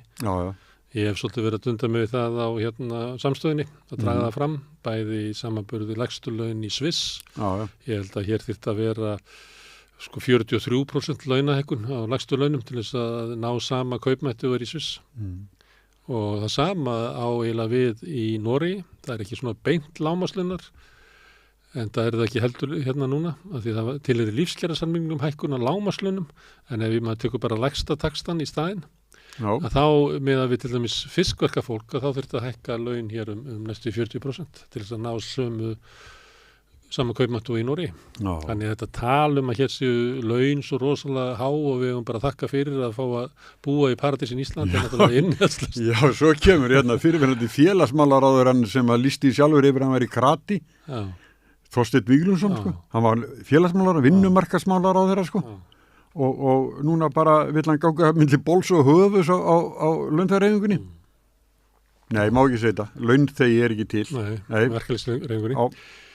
Ég áttum ekki alveg á hvað Þorsteinn, hann er miklu meira áberandi núna í umræðinu heldur hann var þegar hann var á þingi eða þegar hann var framkvæmdastjóri í Samtök atvinnulífsins. Og ég held einu sinni að hann væri að sækja vinnu sem framkvæmdastjóri aftur. Einhver sagði, varst ekki þú, sem sagði að hann væri kannski að sækja sem formaður þessa. Já, ég held það. En hann er eiginlega búin að stilla sér upp svona sem eiginlega sá allra vígreifasti hægri maðurinn. Hann vill að ríkissáttasemjari fái lagaheimildir til þess að bara slökk og verkefnum. Nei, það er satt. Og það sem að gerðist og það sem að Þorsteinn hefur bent á, þetta var samþykkt inn í ríkisstjórn á vormannum. Einhvern veginn í hita leiksins þegar Halldór Benjamín var alltaf að setja verkbannið á og eitthvað svona. En þá var þetta samþykkt en Guðmundur Ingi Guðbrandsson hefur þráast við út af andstöðu verkefnisreifingarnar setja fram. Þetta var eitt af málum sem var deilt í haust. Hvað er frumvarpið sem að við samþyktum í ríkisstjórn síðast ástæðismenn að slökka á verkefnum. Já, hann að varaforma Vinstri grænna, hann hefur það að hann hefur ennþá að hangja á þessu. Ég veit ekki hver eru örlög þessa mál sko ef að er þið búið til frumvarp sem að samanlögð verkefnisreifingi myndi leggjast gegn. Ég veit að heldur að færi í gegnum þingið, heldur að það er Sjálfstæðisflokkurinn, megnið af Framsókn myndi samþykkja þetta, Miðflokkurinn, eitthvað af Flokki fólksins. Ég veit ekki, ég veit ekki hvað það myndi á þessi. Þetta er svo geysileg breytinga, ég held ekki sko. Ég er ekkert vissum til þess að sko þó þeir séu svona sérstakir menn í miðflóknum, það er ekkert vissum að þeir séu þarna sko vilja bara banna raunlega sko slökk á verkfallinu. Ég held það sko. Heldur það? Já, ég held þessu mjög hægra megin og það náttúrulega var einn af sem var sláandi núna í vor eða svona síðla sent í vetur og í vor þegar að eflingadeila var hvað hörðust. Hvað voru margir út í samfélaginu sem að tóku undir það að ætti að gefa ríkissáttasemjara þetta vald, einhverjum embættis kalli út í bæ sem að geti bara afnumi verkfallsréttin sko. Það kom mér mjög óvart hvað þetta var útbreytt sko. Ég veist að þetta hefði runnið genið þingi þá. Kannski sjá mann eitthvað betur að þessu núna. Já. Nei, ég sko það bara má aldrei verða. Ég held að einhverjir hljóta að sjá það. Þetta bara má ekki verða. Þetta er búið að breyta leikreglunum svo munar að draga bara alla tennurnar úr. Sem hefur gert það góða sem er í okkar samfélagi. Þegar menn er að tala að Norðurlöndunum séu bestu samfélagin. Að það er meðal annars út af því hversu mikil áhrif verkefnisreifingin hefur haft á uppbyggingu samfélagsins þar. Já. Félagslegt húsnæði, heilbrigðiskerfi, menntakerfi.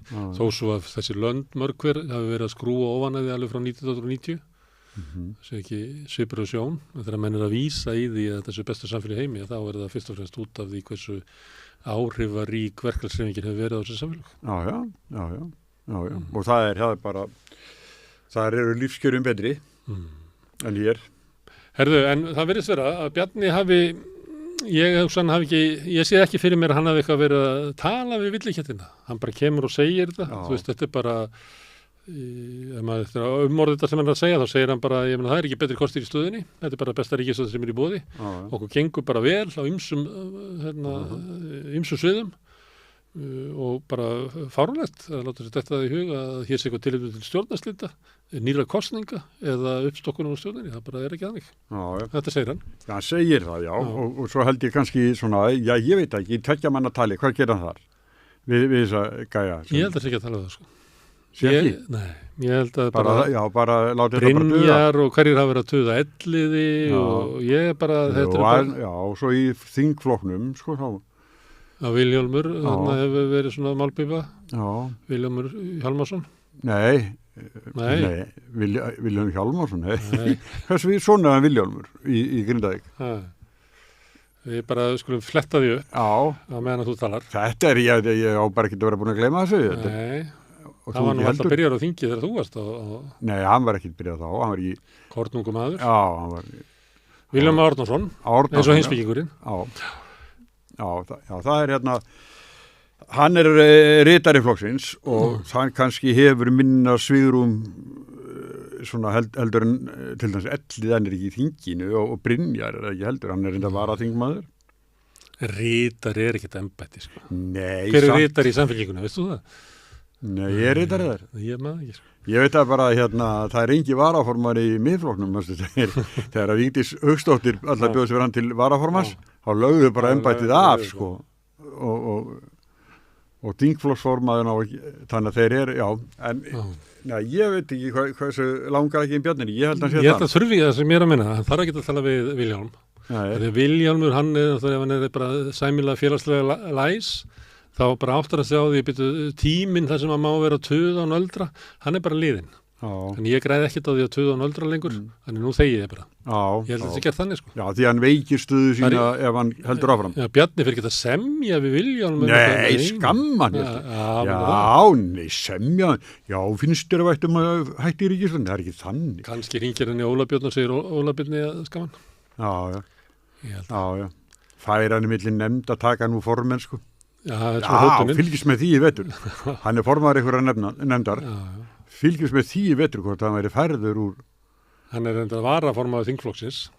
Já, eitthvað þessu missir hann. Já, og hann er formaður umhverfis og samgöngunefndar.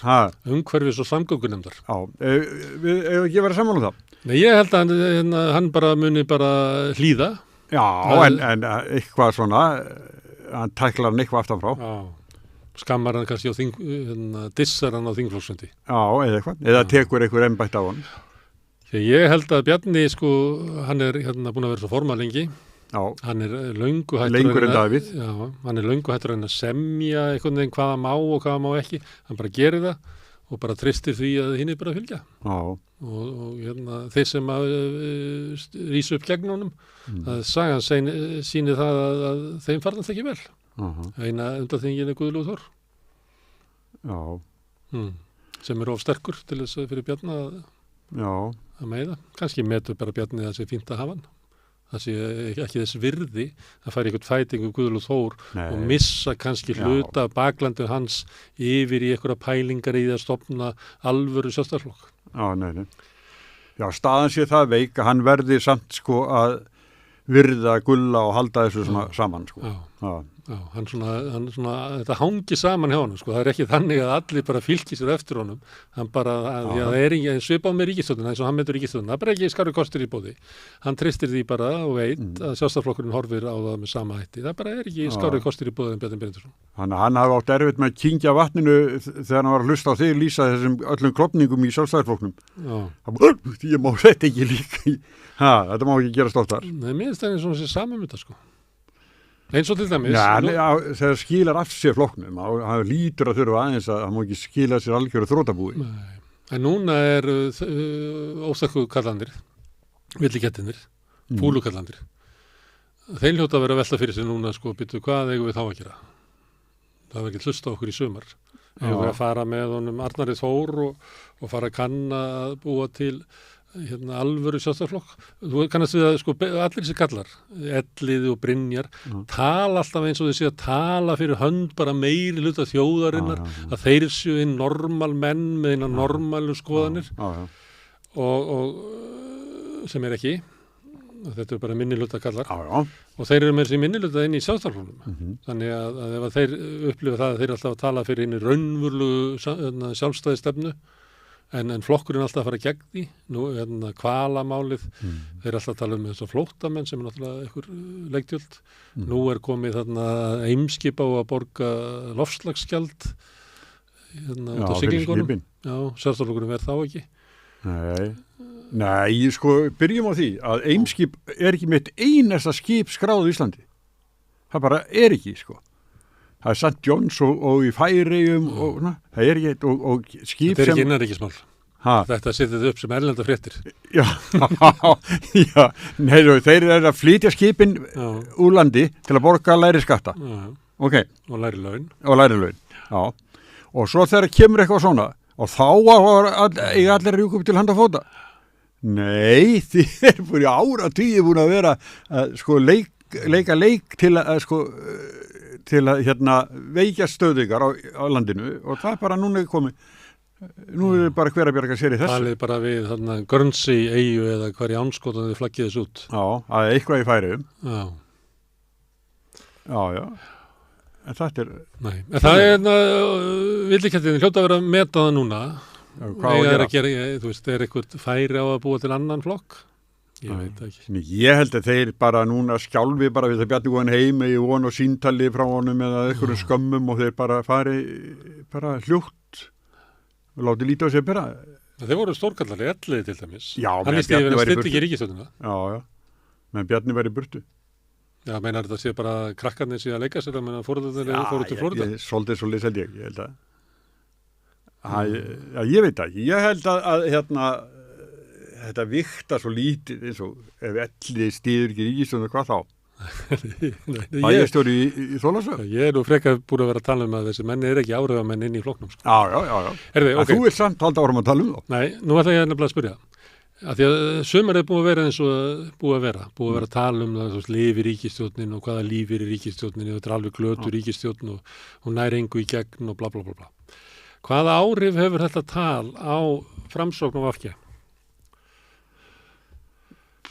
Já, sko, Katrín svaraði þessu nú mjög vel. Já. Nei, hún sagði þetta er bara þeirra máli. Hann bara, eins og hún væri bara köld fyrir þessu, það er bara að leysa þessi mál. Þannig ég ætla ekki að koma 0-10. En svo hefur þið heyrt eitthvað í Sigurð Inga eða eitthvað? Nei, það var eitthvað í fréttunum bara í gær eða ekki, hvað var hann að tala? Já, þá var hann ekkert að tala um þetta. Hann var ekkert spurður um þetta, eða það? Nei, ég hef ekki séð það. Lilja hefur tjáð sér. Já, Lilja, nú er hún, ég ætlaði að fara að segja það, sko, nú er hún aðeins svona að breiða úr sér. Já. Og hún tala um bankarskattinn. Já, sem að hvalrekaskattinn. En Bjarni heldur það komið sér bara ekkert vel fyrir þjóðina. Nei. Og segir bara Lilja hætti þessu. Já. En það er ekkert víst að hún vilji það. Sko, ef að hún er nefnt þetta áður, sko. Það er svona 1,5-2 ár síðan hún var að nefna þetta. Hún nefndi þetta líka í COVID svona hvalrekaskatta. Því að það er náttúrulega höfðu sum fyrirtækið það bara mjög fínt mennasbankarnir. Líka Úkraínustríðið hefur fært sko auð til álfyrirtækina og sjávarútvegsins af því að hækkun á matvöruverði og hráefnisverði. Þannig hún hefur nefnt þetta áður, sko. Á mokkanum í dag er fréttu það hvað er mikið flutt út af óunnu fiski, að við hefum að flytja fiskvislun úr landinu. Já, til Noreg, sko. Já, líka til Nederland. Áður verið fjallað með þetta hvað það fætti Póllands. Já, og Bretland samtala, alltaf verið þangvað. Já, en Bjarni, hann hafnaði bankaskatti. Já, ég ætla að segja það, en þá er sko Lilja, hún er búin að, hún kunni alveg leikinn, sko, og nú kemur hún með þetta, kemur hann og talar allt annan átt, þá bara mynda svona sérstöðu gegn Bjarna og hann svarar þessu asnalega, sko, að hærri skattar á bankanum myndi ekki, sko, skila neinum ávinningi til almennings í landinu. En það er náttúrulega allir skattar eiga að skila einhverjum ávinningi til fólksins í landinu, þetta er svona sameiginlegu sjóður okkar, ekki? Já. Hann lítur svo líklega á að sko hagnaður bankana og þegar hann er útskýrta þá er það þannig. Sko hagnaður hluthafana, hann er heilagur. Þannig ef að það er tekið meiri skattur, þá bara hækka vextinnir til þess að ná þessum hagnaði. Þannig að hagnaður bankana þótt að séu 80+ miljardar ári finnst Bjarni að vera allt og lítið. Ástæðan fyrir að Bjarni finnst þetta og lítið er að þetta er ekki nógu hátt hlutfall af eigifénu. Og eigifé er mjög hátt í íslensku bönkunum vegna þess að bankarnir fjallu yfir almenning bara fyrir fyrra gerð og þess vegna verður að eiga mikið eigifé. En Bjarni vill að eigendunni fái sko bara frábæran arð af þessu eigifé og fái þar að leiðandi sko 80 miljardar lágmarki fyrir alla peningana sem þeir eiga bundna inn í. Þetta er náttúrulega ekki, ég veit ekki hvaða. Þetta er ekki stjórnmál, sko, þetta er bara eitthvað svona frekja innan úr, sko, stappanir fæti og æpa. Já, einhverju hluthafafundi einhvers staðar. Á að geta erindin í almenna umræður, sko, pólitík, hvernig við viljum hafa samfélagið. Enda eru Bretar hafa lagt á hvalrekaskatt, Ungverjar og Ítalir, Spánverjar. Einu sinni sagði ég við Bjarnar Benediktsson, ég hefði séð Karl Wernersson á Bentley. Já, fannst hann ekki taka sér vel út, sagði Bjarni. Ég kaus bara, ég svaraði einhvern, ég var ekki í aðstöðu til þess, en mér fannst þetta ekki taka. Og hafa Jónína Ben skrifaði greinun á sem og fyrirsögnin var Bentley góður í snjó. Já, þetta var út. Nei, hann er svona stendur oft með hinnum ríku og sér heiminn svolítið þaðan. Já, einmitt þetta og þessa glansmynd að ykkur geti verið á Bentley svona, sko, það finnst svona flott. Það er jákvætt. Ég man það þegar í gamla daga þá var enginn á Bentley á Íslandi en nú er bara ríkasta fólki á Bentley og sjáðu framfæriðnar. Sérðu ekki visluna? Þannig hugsar hann. Já. Sjáu ekki visluna þetta Þannig hann talar svolítið þannig. Já. Svo er hann líka að halda því fram að hérna sé allt í góðum gír. Já. Eitt sem að mér finnst að mætti skoða þess að því að nú hafa verið, mannstu ekki, þá voru fréttur að eitthvað greiningafélagunum hafi verið að gera matið á Íslandi aðeins skárra. Þeir voru nú að fella það í bæði í Bretlandi og í Bandaríkjunum, en það er svona aðeins skárra á Íslandi og það er náttúrulega fyrst og fremst út af þessu peninga innflæði út af ævintýralegu fjölgun ferðamanna. Aha. En Bjarni bendir á þetta sem svona dæmi hvað hann er góður í efnahagsstjórn. En það sem á að skoða varðandi Bjarna er vaxtagreiðslur ríkissjóðs. Og málið er að það að einu sinni skuldaði ríkissjóður minna, jukust mikið í COVID, en Ísland býr með miklu lakari vaxtakjör heldur en aðra þjóðir. Og þar að leiðandi segjum að ríkissjóður skuldi bara 60% veldu eins árs, eitthvað svoleiðis. Og borga þarandi svo og svo mikla skatta að kannski Noregur, hann gæti fyrir sömu vaxtagreiðslur skulda 120%, helmingi meira hlutfallslega. Og þetta er náttúrulega, Ísland stendur sig mjög illa þegar þú tekur þetta tvennt saman, annars vegar hvað við skuldum mikið og hverju vaxtagjöldin er að þessu. Og það er náttúrulega mál fjármálaráðherrans. Og hinlöndin, Norðurlöndin, eru öll bara með AAA í einhvern, Við erum hérna langt fyrir neðan, Þetta er ábyrgð Bjarna. Þess vegna eins og hann talar núna sé allt í stakast að lagi nema eitthvað. Hann er efnahagsmálaráðherrann. Hann náði efnahagsmálunum frá forsætisráðherra. Eða fékk við gefins kannski. Og hann hefur óskað eftir þessari ábyrgð maðurinn. Það er stóra máli. Og þetta er einmitt rétt sem þú að segja. Að hann stendur sig ekki betur en þetta. Það er bullandi halli á ríkissjóði í verðbólgu og góðari. Það er náttúrulega, ég held að það sé bara, þú getur spurt bara fólk sem er að læra hagfræði í framhaldsskóla. Þú veist gott að sé vitið því, það sé allir neðar ekki vitið því. Já. Nei, þetta er bara, við erum ekki nógu góðu pappir, við fáum ekki sömu kjör og aðrir. Sorry, það er svona þannig. Og þess vegna er svolítið gróft að koma sem efnahagsráðherra að binda vinsanginni og fara að hæpa upp eigin framistöðu. Það er mjög alvarlegt að vera með, það er þensla í íslensku hagkerfi og það sést það verður konið svona aðeins upplýsingar svona vinnumarkaðin undanfarið. Það er bara aldrei verið minna atvinnuleysi mitt sumar heldur en í dag.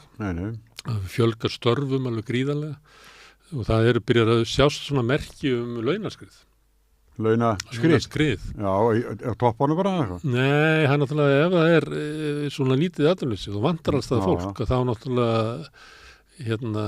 segjum að þú sért eitthvað ferðaskrifstofu eða ferðafyrirtæki í ferðaþjónustu og það er bara 40% vöxtur frá því í fyrra að þú ætlaðir að geta það bara að hækka launum 10%. Frekar heldur að hafa engan til að vinna þetta. Ég get ekki sagt bara nei, ég get ekki tekið fleiri kúnna og að því ég er ekki með starfsfólk, það bara hækkar launin. Þannig að það er svona ákveðin hætta á því að fara í gang þrátt fyrir að það sé svona rosalega mikið af fólki sem er innflutt vinnuafl á bara strípum takstanum að renni til svolítið svona launaskrið. Ekki kannski alveg niður í þá sem eru með lægstu launin, en svona millitekjunar. Og þá kemur náttúrulega verkefnishreyfingin á eftir og vill fá þessar launahækkanir skráðar inn í kjarasamningar. Það er ekki alltaf þannig að kjarasamningarnir drífi áfram launahækkanirnar, oft eru kjarasamningarnir koma eftir launahækkanum. Það er bara til fyrir þá sem eru á laununum samkvæmt samningi, en kannski, meir en helmingur á vinnumarkanum er búin að fá launahækkanir. Og því harðari þarf bara átt fyrir þegar lægst launur að vera. Þegar hún kemur það er stutt eftir á þessu samningum, í febrúar. Bæði Bjarni og Ásgeir hafa verið að tala komandi samninga, að þá ættu þeir náttúrulega að gæta að því að hér er ekki svona ofþensla sem að leiðir til launahækkana, ef það er andstæðingur. Já, það er engin stjórn á þessu eins og með túristina. Það er bara eins og vatnslangar sem skrúðu frá og svo bara sprautast eitthvað. Það er engin stjórn á þessu, ekkert. Og engin skattheimta. Það þrátt fyrir að sko gríðalegt álag á alla grunnvinninni, vegakerfið, heilbrigðiskerfið og alls konar kerfið, löggæslukerfið og alls konar, að það var engin sko sérstök innheimta á ferðaðinnaðinum. Sko. Nei. Það bara þannig. Þeir eru í lægra þrepi í virðisauka, borga 11% þegar flestar aðrir borga 24%. Það náttúrulega með alveg ótrúlega vælu kjóa, sko, í bæði formaðurinn Bjarniður Hallsdóttir og svo náttúrulega Jóhannes Þór útskýrari. Þannig að þau kunna að barma sér, sem alveg fáránlegt að gera, sko. Þau eru alltaf að tala niður þennan atvinnuveg, sko. Það getur ekki borga mannsamandi laun. Þetta bara ekki sniðug pólitík. Nei, það getur ekki borga skatta. Já, þetta en Þó svo að þessi gert eiginlega alls þar í heiminum, þá eru eins og allir sem hafa farið til útlanda að þekkja, þá er svona city tax og alls konar dót sem leggst á ferðafólk. Já.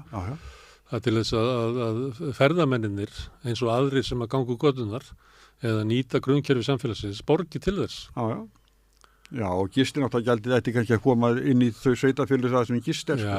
En reyndar það gista svo margir Reykjavík og fara dagstúra frá Reykjavík, sko. Þannig að það segur það gengi aldrei upp, sko. Já, það munar samt, sko, ef þú tækir fjölda túrista í Reykjavík og gistináttur miðað við íbúafjöldan en færi síðan kannski í Vík í Mýrdal eða eitthvað svona í smærri sveitafélög, Skeiða og Gnúpverjahrepп, að þá væri sko það að fá gistináttagjald fyrir þá sem gista í sveitafélögunum skipti þau meira máli heldur en Reykjavíkana. Já, miklu meira.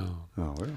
Og hvaðirnar reyndar sem eru lögð á sveitafélögin á þess að fá sko tekjurnar sko með gistináttagjaldi eða ykkur öðru að þá þurfa þessi sveitafélög að gæta umhverfinu, gera eitt og annað til að geta tekið á mót öllum þessum fjölda. Þannig að fá svo mikið fyrir það nema bara það sem að sko sinn hluta því ágóða sem verður í fyrirtækjum á staðnum, sko. Sjálfstæðisflokkurinn hefur verið á móti þessu. Já. Ég meina Þórdís Kolbrún var nú ferðamálaráðherra í langa tíma og mest ekki eftir þessu. Það var alltaf svona eitthvað á leiðinni, það kom aldrei neitt út úr. Var ekki Ragnheiður Elín Árnadóttir? Já, svo þar áður, sko. Það kom aldrei neitt út úr því heldur. Þegar ég var með Sprengis þá var hún á þetta sem tölum mikið sko. Þannig þau hafa líklega verið meira og minna með ferðamála Komugjaldið, mástu? Já, verið með síðan 2013. Síðan liðin 10 ár og ekkert gerst. Ekkert. Með vilja, sko. Já, það nefnilega tengist kannski Bjarna að ef að þú innimtir ekki skatta og rekur ríkissjóð með halla út af því að þá ertu náttúrulega að láta sko skattaafsláttin til ferðaþjónustunnar og hinnar efnameiri í samfélaginu sem ætti að borga skattana til þess að væri ekki hallir á ríkissjóði, þá ertu raunverulega að taka lán sem að komandi kynslóður eigi að borga til þess að þú innheimtir ekki skatta hjá þeim sem ætti að vera að borga skattana. Og þetta náttúrulega kjarnin í efnaðarstjórn Bjarna Benediktssonar sem nákvæmlega sama og Liz Truss gerði og var hent út með látum að fjármagna skattalækkanir með lánum. Og það nákvæmlega sem Bjarni að gera. Hann að halda sköttunum á vinni sínum lágum, tekur bara lán sem að eigur vaxtabyrði ríkissjóðs, dregur úr getu hans til þess að byggja hér upp gott samfélag og flytur sko greiðslubyrðina af þessum lækkun á sköttunum yfir til komandi kynslóða. Já. Það stemt. Það sko, við höfum sagt á þau, sko, hvaða hlutverk hefur Bjarni í pólitík? Það nákvæmlega þetta. Það nákvæmlega þetta. Þetta náttúrulega bara glabræði, sko. Þetta eins og sért bara á skipi og þú bara ferð og einhvern veginn sækir sko spýturnar í skroknum á skipinu til þess að byggja sko flottari brú fyrir skipstjórn. Þetta er alltaf bara klikkun. Þetta er einhvern veginn svona. Áskei Brynjar sagði daginn að Bjarni ætti eftir að fá alveg hryllilegan dóm sögunar sem vondu fjármálaráðherra. Já, og nútímans. Já. Nei, þetta hlýtur bara að verða að niðurstaðan verði þannig, það verði litið tilbaka. Já. En hann kemst upp með margt, við nefndum hann matsfyrirtækin. Það kemur frétt svona að Moody's hækkar stöðu Íslands úr neikvæðu yfir í jákvætt, eitthvað A mínus eitthvað. Og þá er þetta sagt sem frétt. Þetta sem ég var að segja áðan hverju raunverulegu vaxtakostnaður íslenska ríkisins í samanburði aðra ríkissjóði. Aldrei talað það. Nei, samstöðun. Jú.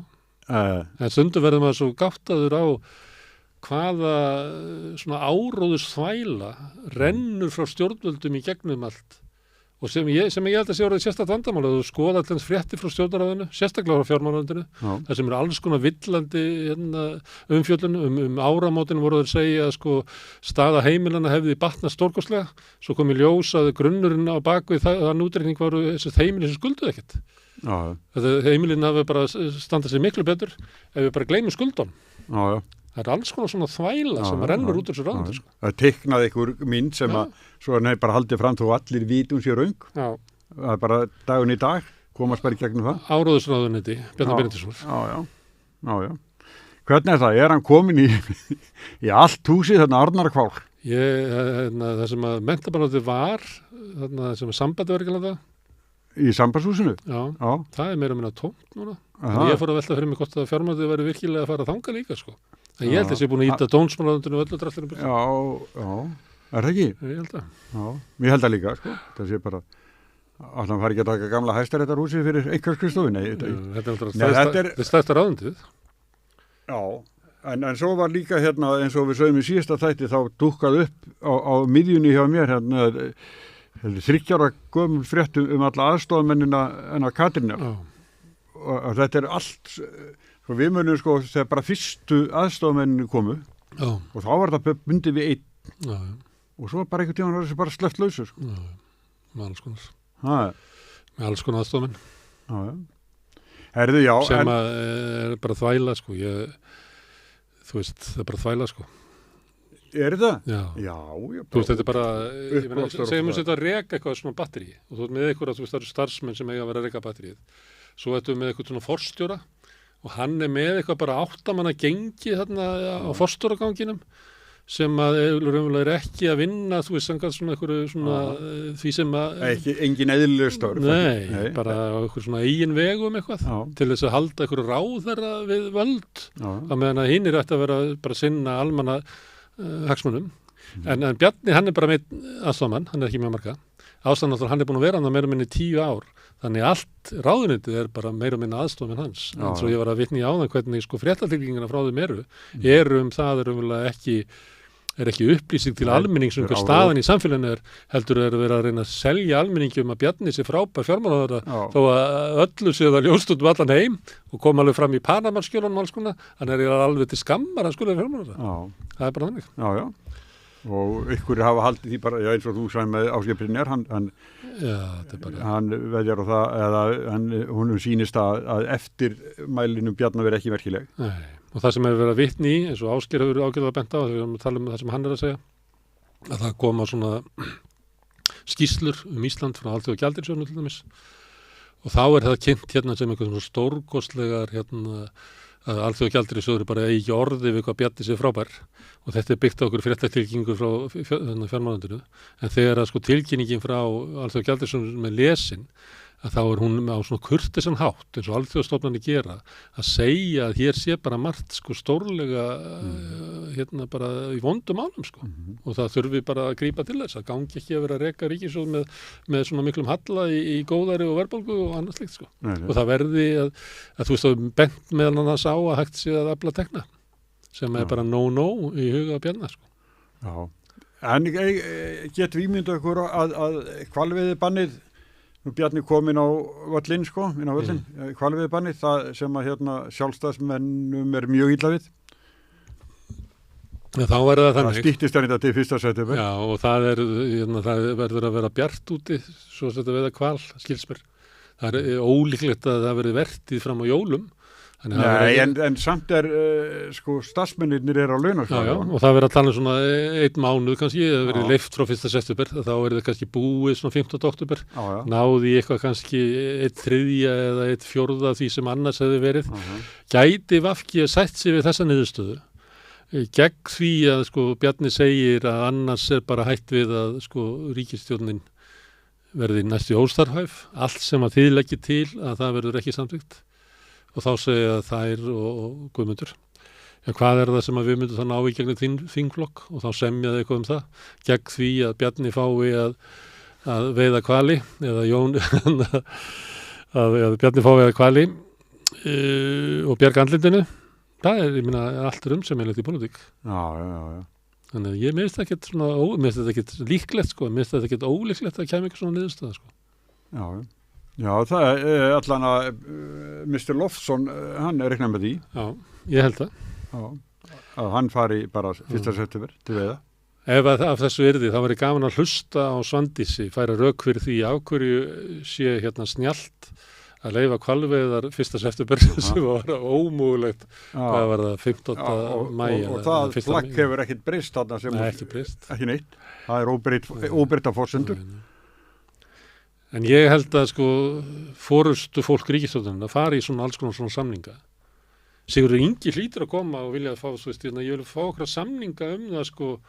Ég get ekki verið að halda alltaf okkur glærusýningar göng hér og byggingahúsnaði þar og svo kemur Bjarni og flautar þetta alltaf af. Já. Ég verða að fá að lofa 4.000 íbúðum á þess að tekja af mig bara daginn eftir. Já, og líka í samgöngumálunum. Já. Það er bara, sko, ég keyri hérna Kanavi einu nokkuð oft, sko. Og þetta er orðið bara, sko, lífshættulegt. Þetta er bara eins og maður sé að sigla bara á móti stórsjó, sko. Það er lífshættulegt. Þetta eru svo djúp hjólför að þetta hlýtur enda við katastrófu og það er bara búið að slökkva á malbyggunarvélunum. Við hefum ekki meiri pening.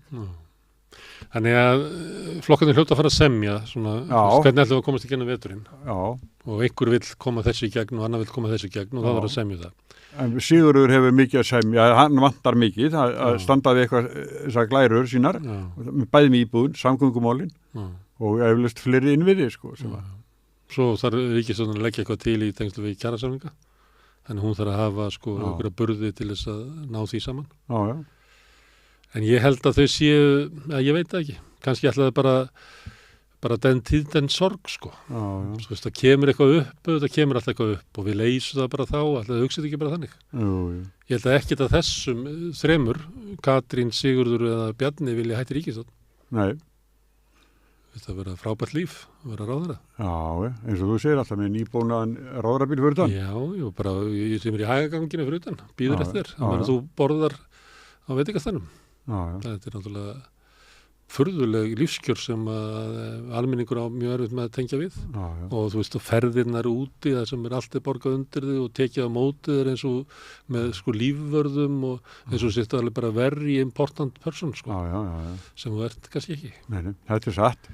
Það er erfitt að missa þessi lífskjör samt sem áður nú einhvers staðar nú svona pólitískur áhugi vilji í þessu fólki. Ég veit ekki. Jóans. Millikettindir, vinnur okkar, þeir tala þannig, eins og pólitíkin eiga snúast sjónir. En ég held að þau sem eru raunverulega að fara með völdin í þessu flokkum ekki þar, sko. Nei. Þessi bara, veistu hvað Styrmir sagði? Það ykkar hugsunir, sko. Þetta bara hagsmuna. Já. Þetta er það. Og hagsmuninir kom alltaf fram fyrir hugsununa. Það er bara... Það er margs sannað. Hugsjónir eru bara fyrir áramótavarp, kannski 17. júní, ræðu svona á landsfundi, en hugsjónir er ekki eitthvað sem hún vinnur við kæri, segja. Nei. Nei, sko, staða þeirra allra flokkana þriggja er erfið og nú eru sko ekki sama hvernig þau stíga næstu skref. Við megi ekki veikja flokkin sinn. Ekki gramm, sko. Já, ekki frekar norðið því að, sko, ef að fer illa fyrir vinstri grænum að þá, hvað þá? Það er, sko, þá er í lífshættu, sko. Já, ég held að þessu allir flokkarnir eru í það sem að, getum ekki kalla þetta svona tilvistarlegu vanda. Jó. Að þú veist, ef að það kannski fyrir að versna, segjum að það haldi áfram, hrörnun fylgist þessara flokka, í hálft ári viðbót eins og hefur verið undan fyrir hálft ár þá sko eru þeir allir komni bara á hættusvæði. En við gleymum reynda Smári einu stóru máli.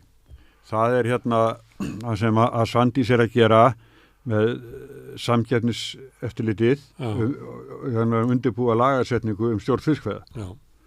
Og hún getur ekki lagt fram eitthvað breytingar á lögum stjórn fiskveiða sem er framvald af því sem er. Já. Það er vonlust. Já, nei, ég held að geta það, sko. Ég held að geta það. Það var komið svona áfangaskýslur í þessu og ég hef ekki bara heyrt betur en að hún sé að tala hvað þessi frábær vinna og svona, en þú skoðar hvað nefndirnar eru svona að leggja til þótt þess ekki komnir endalega tillögur. Þá er það bara kvótakerfið er gott, maður má ekki raska því. Eina sem er vandamálið að sko félagslega kerfi, strandveiðarnar og annað er of stórt. Nei, þetta er líka sko hvað fólk má eiga stóran hluta af kvótunum, eða félögum eiga stóran hluta og svo er að taka hérna krossengsla tengslin. Það er sem hún er að byggja Samkeppniseftirlitið að skoða. Já, og það sjáðu Guðmund Kristjánsson í Brimi. Hann er til að borga 3,5 milljónir dag fyrir hann að upplýsa þetta. Það er þetta búin að kæra þess ákvörðun, en það er sama.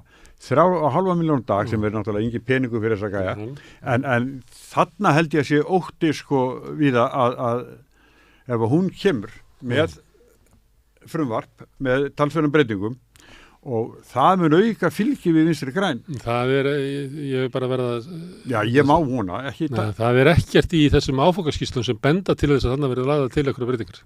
Reyndar er þetta atriðið, þú veist hvað, hérna, hver má eiga mikið hluta á kvótunum. Það hefur alltaf verið svona óafgreitt, en það hafa menn bara horti ekki fingur sig við það að bæði Brim og Samherji fara langt umfram þetta, sko. Ég tala ekki um að þú reiknar þetta sem svona auðhringi, tekur hérna Samherji og Síldar vinnsluna á Neskaupstað og fleira sem saman, sko, þá er þetta komið bara, er ekki komið við 20%. Alltaf ekki. Og svo er Brim náttúrulega þarna bróðir Guðmundar í Rifi með líka, þannig að það eru þeir skildir aðilar. Ja, þeir hafa klofið svolítið á milli, þeir skiptu fyrirtækinu á milli sín, þannig að Guðmundur í Brim, hann á einn útgerðarfélag Reykjavíkur og greiddi sér arð daginn. Hann var ágætur. Já, það var ekki 5 milljarðar. Eitthvað leys. Ég skrifaði eitthvað það. Hann er ég reiknaði út að vera á 285-földum hlut á við starfsfólkið og hann hefur grætt sko persónulega, ef maður tekur bara hvað eignin hefur vaxið mikið í höndunum á honum í 12 ára á tímabili, þá hefur hann grætt 12,9 milljónir á hverjum einasta degi. Þannig hann gæti borgað þessa dagsettir sko sjálfur persónulega. Á þess að finna fyrir því. Á þess að finna fyrir því. Og ætti nóg eftir sko. En þú ætlar að slökkva þessa von mín að þarna komi eitthvað nýtt umræðefni svo tviskveða. Það er bara sama ykkitt. Nei, ég ætla að bera fyrir mig aðra menn. Ég hef talað hérna við Rauðaborðið, við hérna marga sem hafa eru utan sem stórútgerðarnar en eru sko hagsmunaaðilar í sjávarútvegi, smábátaeigendur, fiskvinnslustöðvarnar sem ekki með kvóta, strandveiðimenn, sjómenn og eitthvað fleira. Enginn af þessum hefur neina trúað því að þetta kom einhverja breytingar sko. Eða þvert á móti sko. Og menn koma hérna, eru dregnir inn til einhver svona sýndar hérna samráðs, fá að segja eitthvað í 20 mínútur. Svo situr bara, þú veist, hérna lið sem með sko hagsmunatengsl inn í stórútgerðina allt í kringu borðið og bara stýri sjóinu sko. Því miður. Þetta er svo svipað og við endurskoðun húsnæðismála, hefur hlustað á Guðmund Hrafn Arngrímsson í samtöku leigjandana lýsaði hvernig það er að koma á þessa fundi. Þar sem hann er kannski einn með 40 manns í herberginu, allir eigendur á sínu húsnæði. Sumið er að sko leigusalar. Hann er eini leigjandinn og þú veist og hann kemur með eitthvað sko nýju athugasemdir og það hefur verið að svona hvað eins og sem verið að trufla sko partíð með því að taka hérna inn eitthvað svona hagsmunamál leigjanda hérna. Við erum ekki að tala um það Guðmundur sko. Það er bara seinna. Já, það er seinna. Við erum að tryggja það að ef að menn eiga íbúð að geta grætt á henni með því að vera með nú leigumarkaði. Svo kom út í reikningarnir að akkurið græði ekki á henni sko. Jú, eða það er leigjendur sem er í þessar nefndir sem eru einstaklega ósifnar, þessar húsnæðisnefndir. Þær koma með það að raunverulega sér staðan leigjenda batna. Bara talnaleikum í. Já. Fara með því að skoða, uppáhaldið þeirra er að taka viðmuna inn í mitt COVID, að því að í COVID þá hættu ferðamennina að koma og þá hætti innstreymi erlends vinnuafls að koma. Þannig að slaknaði aðeins á húsnæðismarkaðnum, mikið af íbúðum sem hefðu áður verið í Airbnb komin á markaðin, þannig að það hætti að hækka húsaleigan um smá tíma. Og þetta er uppáhaldið að segja. Mér sýnist það nú að bara að leigumarkaðin sé að jafna sig, segja þeir til þess að geta sett það inn í skýrsluna til að leggja það til að það þurfi enga sérstakar aðgerðir til þess að hjálpa leigjendum. þetta er nú mikið svona, sko. Já, þetta svona að segja, ástand ýmsöðru verður átakamáli í vetur. Já, hvar fara átökið fram? Í kjarasamninga og ég held að. Mér finnst, hvar fara átökið fram?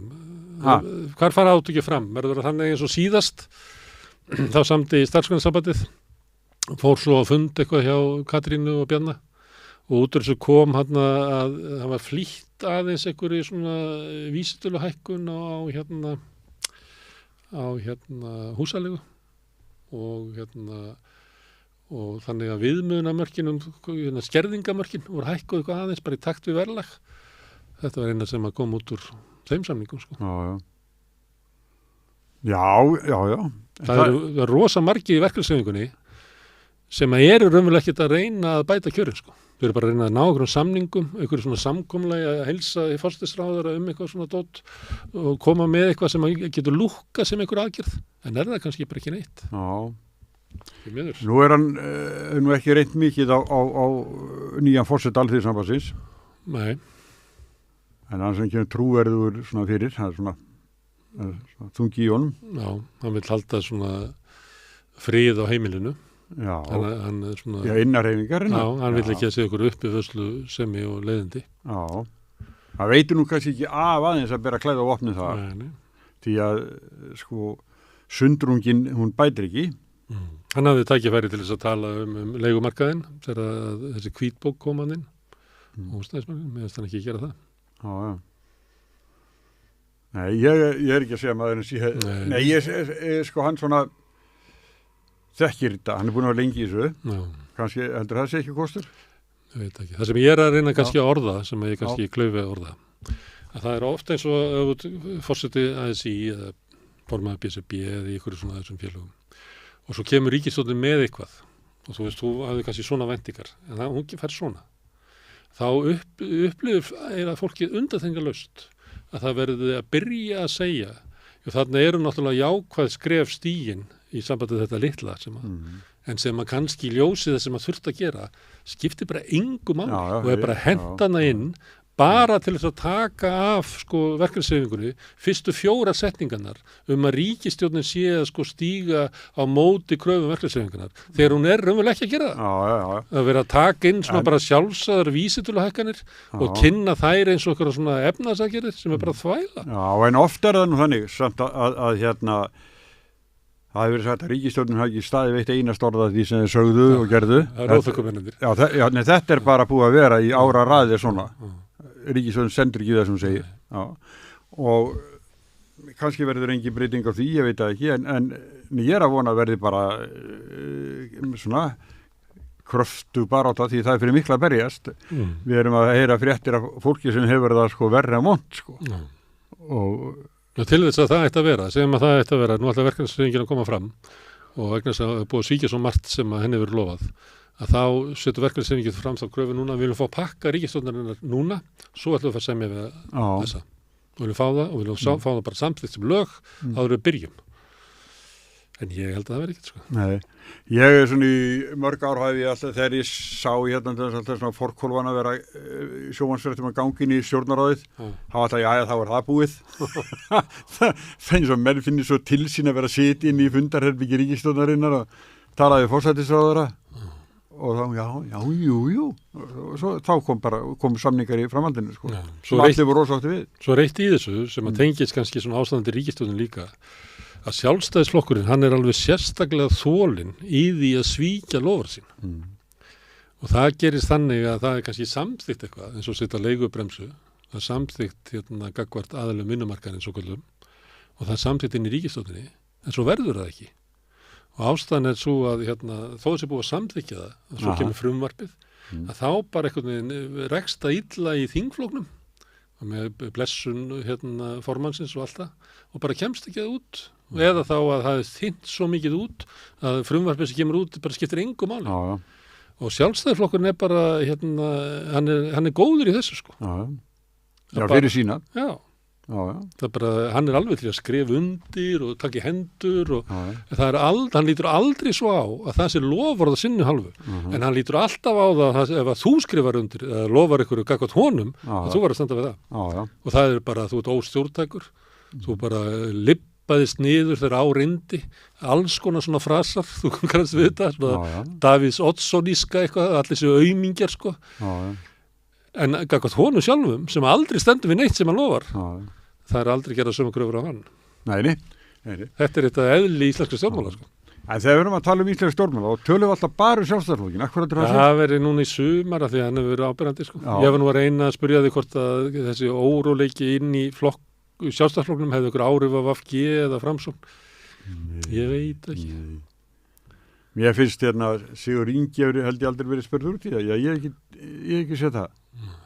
En hann er náttúrulega, sko, ég reyndi að við vorum að tala hann áðan, að þá er það, sko, eftir næstu kosningar og eitthvað ný ríkisstjórn. Hvað heldur taki langa tíma og mikla pening að skrúa tilbaka þessa ráðuneytabreytingar allar? Já. Sem var bara eitthvað þvæla, sko. Já, nú er bara, það eru 3 menntamálaráðherrar. Ég hef engan heyrt tala um það að þetta hafi verið snjallt eða þarft eða neitt. Bara því að hann þurfti ráðuneyti sem myndi vega þriðja mest í flórunni. Katrín og Bjarni og svo hann að koma hann strax eftir. Og þá var bara sópað ykkur dótið saman, skipt inn við ráðuneyti. Engin veit raunverulega yfir hverju Áslaug Arna er ráðherra. Nýsköpun og háskóla. Háskóla eitthvað meira, sko. Eitthvað... Já, en þetta er, sko, og svo er Lilja með framhaldsskólana og Ásmundur Einar með barnaskólan. Þetta eru 3 menntamálaráðherrar. Ég hef ekki hert neitt, sko, talað að þetta sé eitthvað sniðugt að það hefur verið gert út af einhverju sérstökum kröfum. Ekki þessu breytingum, það voru gerðar út af einhverju svona kröfum út úr samfélaginu. Það var bara kröfu Sigurðar Inga að fá þyngra, það vildi ekki bara vera samgönguráður eða eitthvað, hann vildi við fá mikið meira og fekk það. Hann er búin að vera með glæru sjó, sko, upp og niður, nánast frá því hann byrjaði. Og þetta var líklega ákveðið á fundu þeirra 3, því að hinir ráðherrarnir, að þeir vissu alltaf yfir hverju voru ráðherrar, sko, fyrstu vikuna, sko. Nei, og alltaf hvað þið hétu ráðherrarnir. Nei.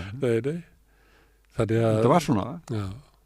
Þannig að ég held að þau upplifi að þau eru bara einhverjum klúbbi og þetta er bara þeirra. Þau með alveg ræri í þessu og þau með segja þetta og ljúga þessu og eitthvað svona. Og þú veist, og ég held bara að upplifa það að þau séu bara svona topp og veit eitthvað. Þetta sé þeirra partí. Svo Áslaug Arna alltaf að vera með svona farandar á þeirra bara og ekki neitt, sko, stórt ráðunni þennan, en nú er hann búin að fá inn í nýja Landsbankahúsinu. Já, hann 9 milljarða húsinu. Já, þar verða þær saman. Það verða 6 milljarðar, eða 9 milljarðar. 9 milljarðar. 9 milljarðar ábyggilega. Þar verða þær saman, hún og Þórdís K.R. Gylfadóttir. Í þessu fína húsi. Já. Og þá er hún ekki farandar á þeirra lengur, ekki sem fær svona fallit hús. Nei, þetta er bara það. Þetta er ekki gott, sko. Nei. Það er ekki gott að við erum smáþjóð.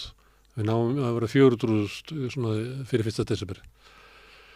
En við getum ekki borið eitthvað svona vitleysu, sko. Eitthvað svona hús yfir eitthvað ráðuneyti sem bara með allri virðingu, sko, skipta sára litlu máli, sko. Þú veist, samfélaginu er ekki styrt innan úr ráðuneytunum, sko. Nei. Í fjármálundinu er samt skattlagning og aðra slíkt, en þú veist, þetta er ekki eitthvað svona geimskip og þau séu í brunn einhvern veginn að stýra öllu, það er ekki þannig, sko. Það er bara aðri hluti sem bara skipta miklu meira máli, sko. Verkalýðshreyfingin, alls konar fyrirbrigði sem bara skipta miklu meira máli heldur en hvað þetta hóttir að gera. Það er til í ráðuneytunum sem enda kannski sem lög í landinu. Þau eru að semja lög. Já. Og en hvaða hverju voru svona 10 bestu lögin sem voru sett á síðustu 10 árum? Þú ert að meina, sko, lög frá Alþingi en eftir dægulög.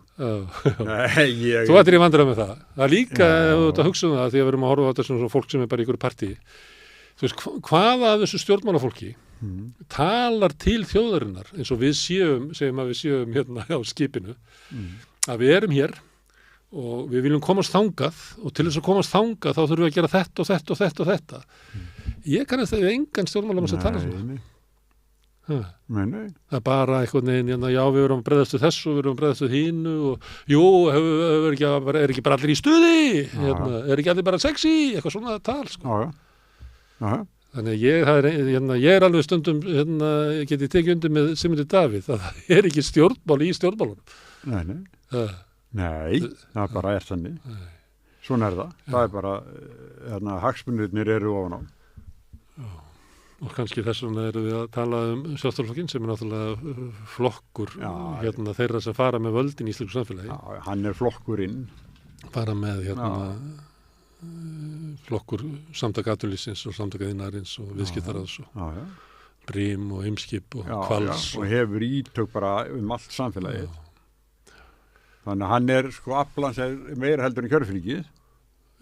Nema það sé bara detta af peningarnir eru bara svo mikið afl. Ég held að Bjarni sé bara góður þessu að halda svolítið fyrir þá að samfélagi sé svolítið til fyrir hagsmunagæslumaður bara Það stundum finnst manni að því að þessum öflum peningaflum hafi tekist að heila þó þjóðina. Það því við vorum að tala hvalrekaskattinn sem að settur að koma í frétti núna því að Lilja? Nei, að því að Ítalir voru að setja hann á. Já. Og þá tók ég eftir því að voru fréttir í öllum miðlunum voru gengi banka á Ítalíu falla, hríðfalla. Já, ég sá það líka. Sko, þetta ekki málið, sko.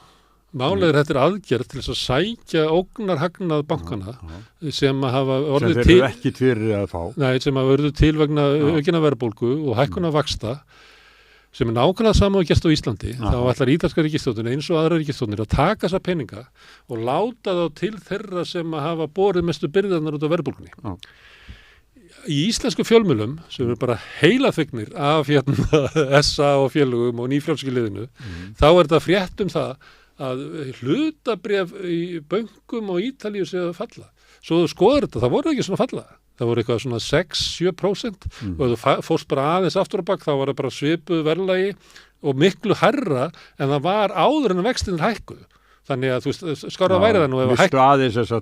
Já, það kemur einhver gusa peningum sem að hækkar hlutabréfaverðið, svo þið tekin hlutagusunum tilbaka og það lækkar aðeins, bara þetta frétt, þetta bara lengi frétt. En hjartað í íslensku fjölmiðlum, tilgangurinn. Hjartað í íslensku fjölmiðlum slæri með hlutabréfa eigendum á Ítalíu. Og upplifa það ekki svo að nú sé ríkisvaldið einhvern veginn að ráðast inn á það og eyðileggja verðmæti sem að þeir hafa búið til. Þú veist, þetta RÚV, þetta Mogginn, þetta náttúrulega Viðskiptablaðið. Þetta bara eiginlega samanlögð fjölmiðlar á Íslandi sem að horfa virkilega á heiminn þannig að fréttin í þessu sé hvort að hlutabréfin sé að lækka ekki. Sem að skipta engu máli. Nei. Stundum undraði með þessu, sko. Já, nánast daglega, sko. Já. Eina dagblaði landsins nú svolítið sérstakt. Já, ekki á góðri leið. Ekki á góðri leið. Nei, alls ekki og búið að vera náttúrulega á niðurleið mjög lengi sem og flestir aðri prentmiðlar reyndar en meira, ég gerði dunda mér ekkert við þetta að sjá fallið frá því að Davíð tekur við það er miklu meira, þú veist ég held að sé að finna Boston Globe sem að hefur fallið meira en annars hann bara nálægt heimsmeti, sko. Það er ekki fyrsta heimsmeti hann setti heimsmeti í skipun Sendera. Og hann lendi á listanum yfir 10 verstu gerendur hrunsins. Þannig að það var svona usual suspect mynd á honum sem ofta verið dreift. Hann muni örugglega lenda á listanum yfir 10 mennin sem eyðilögðu dagblaðútgáfu á heiminum. Já. Nei, þetta er alveg rétt, sko. Hann svo bara hjá mörgum er svo mikil trú á honum að bara allt sem hann segir og gerir, það er bara rétt. Af hverju heldur það sé? Það var einu sinni stór. Já. Þetta er svo menn sem að alltaf tíkna Churchill sem er bara ég þarf ekki að skoða Churchill lengi til að sjá að þetta er bara þú veist, það sem hann stóð fyrir bara hryllingur, þetta er heimsvalda sinni ótrúlega fyrirlitningu á verkalýðsstéttinni, fyrirlitningu á öllum sem stóðu veikt, hryllilegu maður og hryllilegu stjórnmálamaður. En það náttúrulega lifir þetta sem sagt svona í lokin á stríðinu, sko. Já, en spurðu Bretana að eftir stríðið þá fengu þeir að kjósa og hentu honum út og kusu frekar verkalýðsflokki sem að kom með byggðu upp félagslegt húsnæði og byggðu upp og kepið heilbrigðisþjónustu og svona slíkt, þeir vildi ekki fá hann að kall. Já, ég átti við, Smári, að sko allar svona umfjallanir seinni heimsstyrjöldina, að þá eru þeir svona dreknaðar þarna persónur og hann á þeim bekk, sko, en þá ekkert verið að tala pólitíkin, heldur bara það að hafa verið forsætisráðherra undir þessum ömurlegu aðstæðum. Það bara þessi hægri menn taka eitthvað svona kalla og gera, ef þú ætlar að fara horfa á seinni heimsstyrjöldina og taka eitthvað kalla þó þeir hafi verið slæmir en frömdu afrek í því að stýra sínum þjóðum í gegnum heimsstyrjöldina og unnu seinni heimsstyrjöldina, þá situr uppi með Stalin, sko. Það er ekki þannig, það er ekki til Stalin félag út í bæ þar sem að menn að hittast og reykja vindla eins og Stalin gerði að drekka vodka sem hann gerði. En það er einhverjir hægri kallar sem að hittast bara líklega upp í Valhöll og eru bara að halda eitthvað að því eru svo ánægð með Churchill. Sem er bara skaðræði, sko, í pólitískri hugmyndarfræði. Já, það er sko, þegar þú ert að segja þetta, þá fer ég svolítið að hugsa sko, Bjarna Ben eldri. Að ég held að, sko, hefur, sko, pólitíska sagan hans hefur aldrei verið skrifuð. Ég held ekki. En þar voru persónur njósnirnar. Alveg. Það er náttúrulega eitt kafli sem að vantar sárlega í Íslandssöguna. Það er eftirstríðsára saga, pólitísk saga, hægrisins, hvernig hægri náði völdum á Íslandi og hvar þeir sóttu línunar hvað þeir átt að gera í persónunjósnum, í það að hindra það að pólitískir andstæðingar fengju lán eða starf eða nokkurt framgang eða lóð, vinnu eða bara hvað sem er. Og hvernig þeir notuð og ég held að því að það hefur nú komið fram að þeir sóttu nú fundi einu sinni í viku í bandaríska sendiráðið og hittu það náttúrulega bara leyniþjónustumenn sem voru bara að ráðleggja þeim hvernig þetta var á tímum McCarthyismans, þetta var á tímum sko það sem að aðferðir hægrisins og Ítalíu við að halda kommunistaflokknum þar frá völdum voru bara svívirðilegar og menn sóttu bara sömu línandi þangað og mér finnst það er að segja þessa sögu og Bjarni Benediktsson er stór aðili í þeim máli. Hann er svona hjartað í sjálfstæðisflokknum á þessu leyti, kalda stríðshjarta. Gæti heita það bókin. Kalda stríðshjarta. Maður með kalda stríðshjartað. Mér finnst hérna, sko, og það tala Moggan, sko, það er í einna bókum Styrmisveiti Gunnarssonar, þar segir hann frá því þegar það var landsfundur í Háskólabíó og hann var ekki vel sóttur og þeir voru alveg vandrað með það og þá tóku það til bragðs að slökkva ljósin efst í salnum og setja borð fram í andinu þar og segja bara því miður það sittu öll inni þið verið að sitja hér þegar ljósmyndarnir kæmu, sko, að það tróðfullur salur en sá enginn í myrkri þarna uppi þar sem sat ekki nokkuð maður og býttu nú við þegar að þetta er alltaf engar gengið þessi fundur og þá hóar Bjarni Benediktsson í Styrmi og Matthías og koma heim til sín til að velja forsíðumyndinu daginn eftir til að þetta myndi sko, nú er ég ekki að skálda þetta heyrði þetta einhvers staðar út í götu Styrmir skrifaði þetta í eina sínu bókum og þá var sem sagt ákvörðun forsíðu mynd Morgunblaðsins tekin á heimili Bjarna Benediktssonar forsætisráðherra til að blekkja fundarsókn á landsfundin. Og þau beygðu sig undir þetta ritstjórnir og fannst þetta að vera bara hið rétta. Og Styrmir hefur nú oft fjallað sko þennan tíma sem svona tíma sem að sko hugsununa skipta máli af því þá töldu menn sér verið bara í stríði og í stríði þá helgar tilgangur í meðalið og þessi hlutir og slæmi hlutin sem það gerðu höfðu allt í einu svona hugmyndanlegan inntak og voruðu að þú veist, góðum verkum þó svo þau væri að níðast á þeirra fólki sko. Stæðsti glugginn sem að ég veitir núna inn í þennan heim er bóki sem að Guðni T. Jóhannesson skrifaði Gunnar Thoroddsen velskrifu bók en það er engin pólitík í henni það er bara fyrirgreiðslur og komið vekk fyrir að óheppilegir næðu einhverjum framgangi engin pólitík í þessu, þetta er þykk bók Gunnar Thoroddsen sem var sko borgarstjóri og hann var ráðherra hæstaréttardómari, sendir allt, það bara engin pólitík hérna.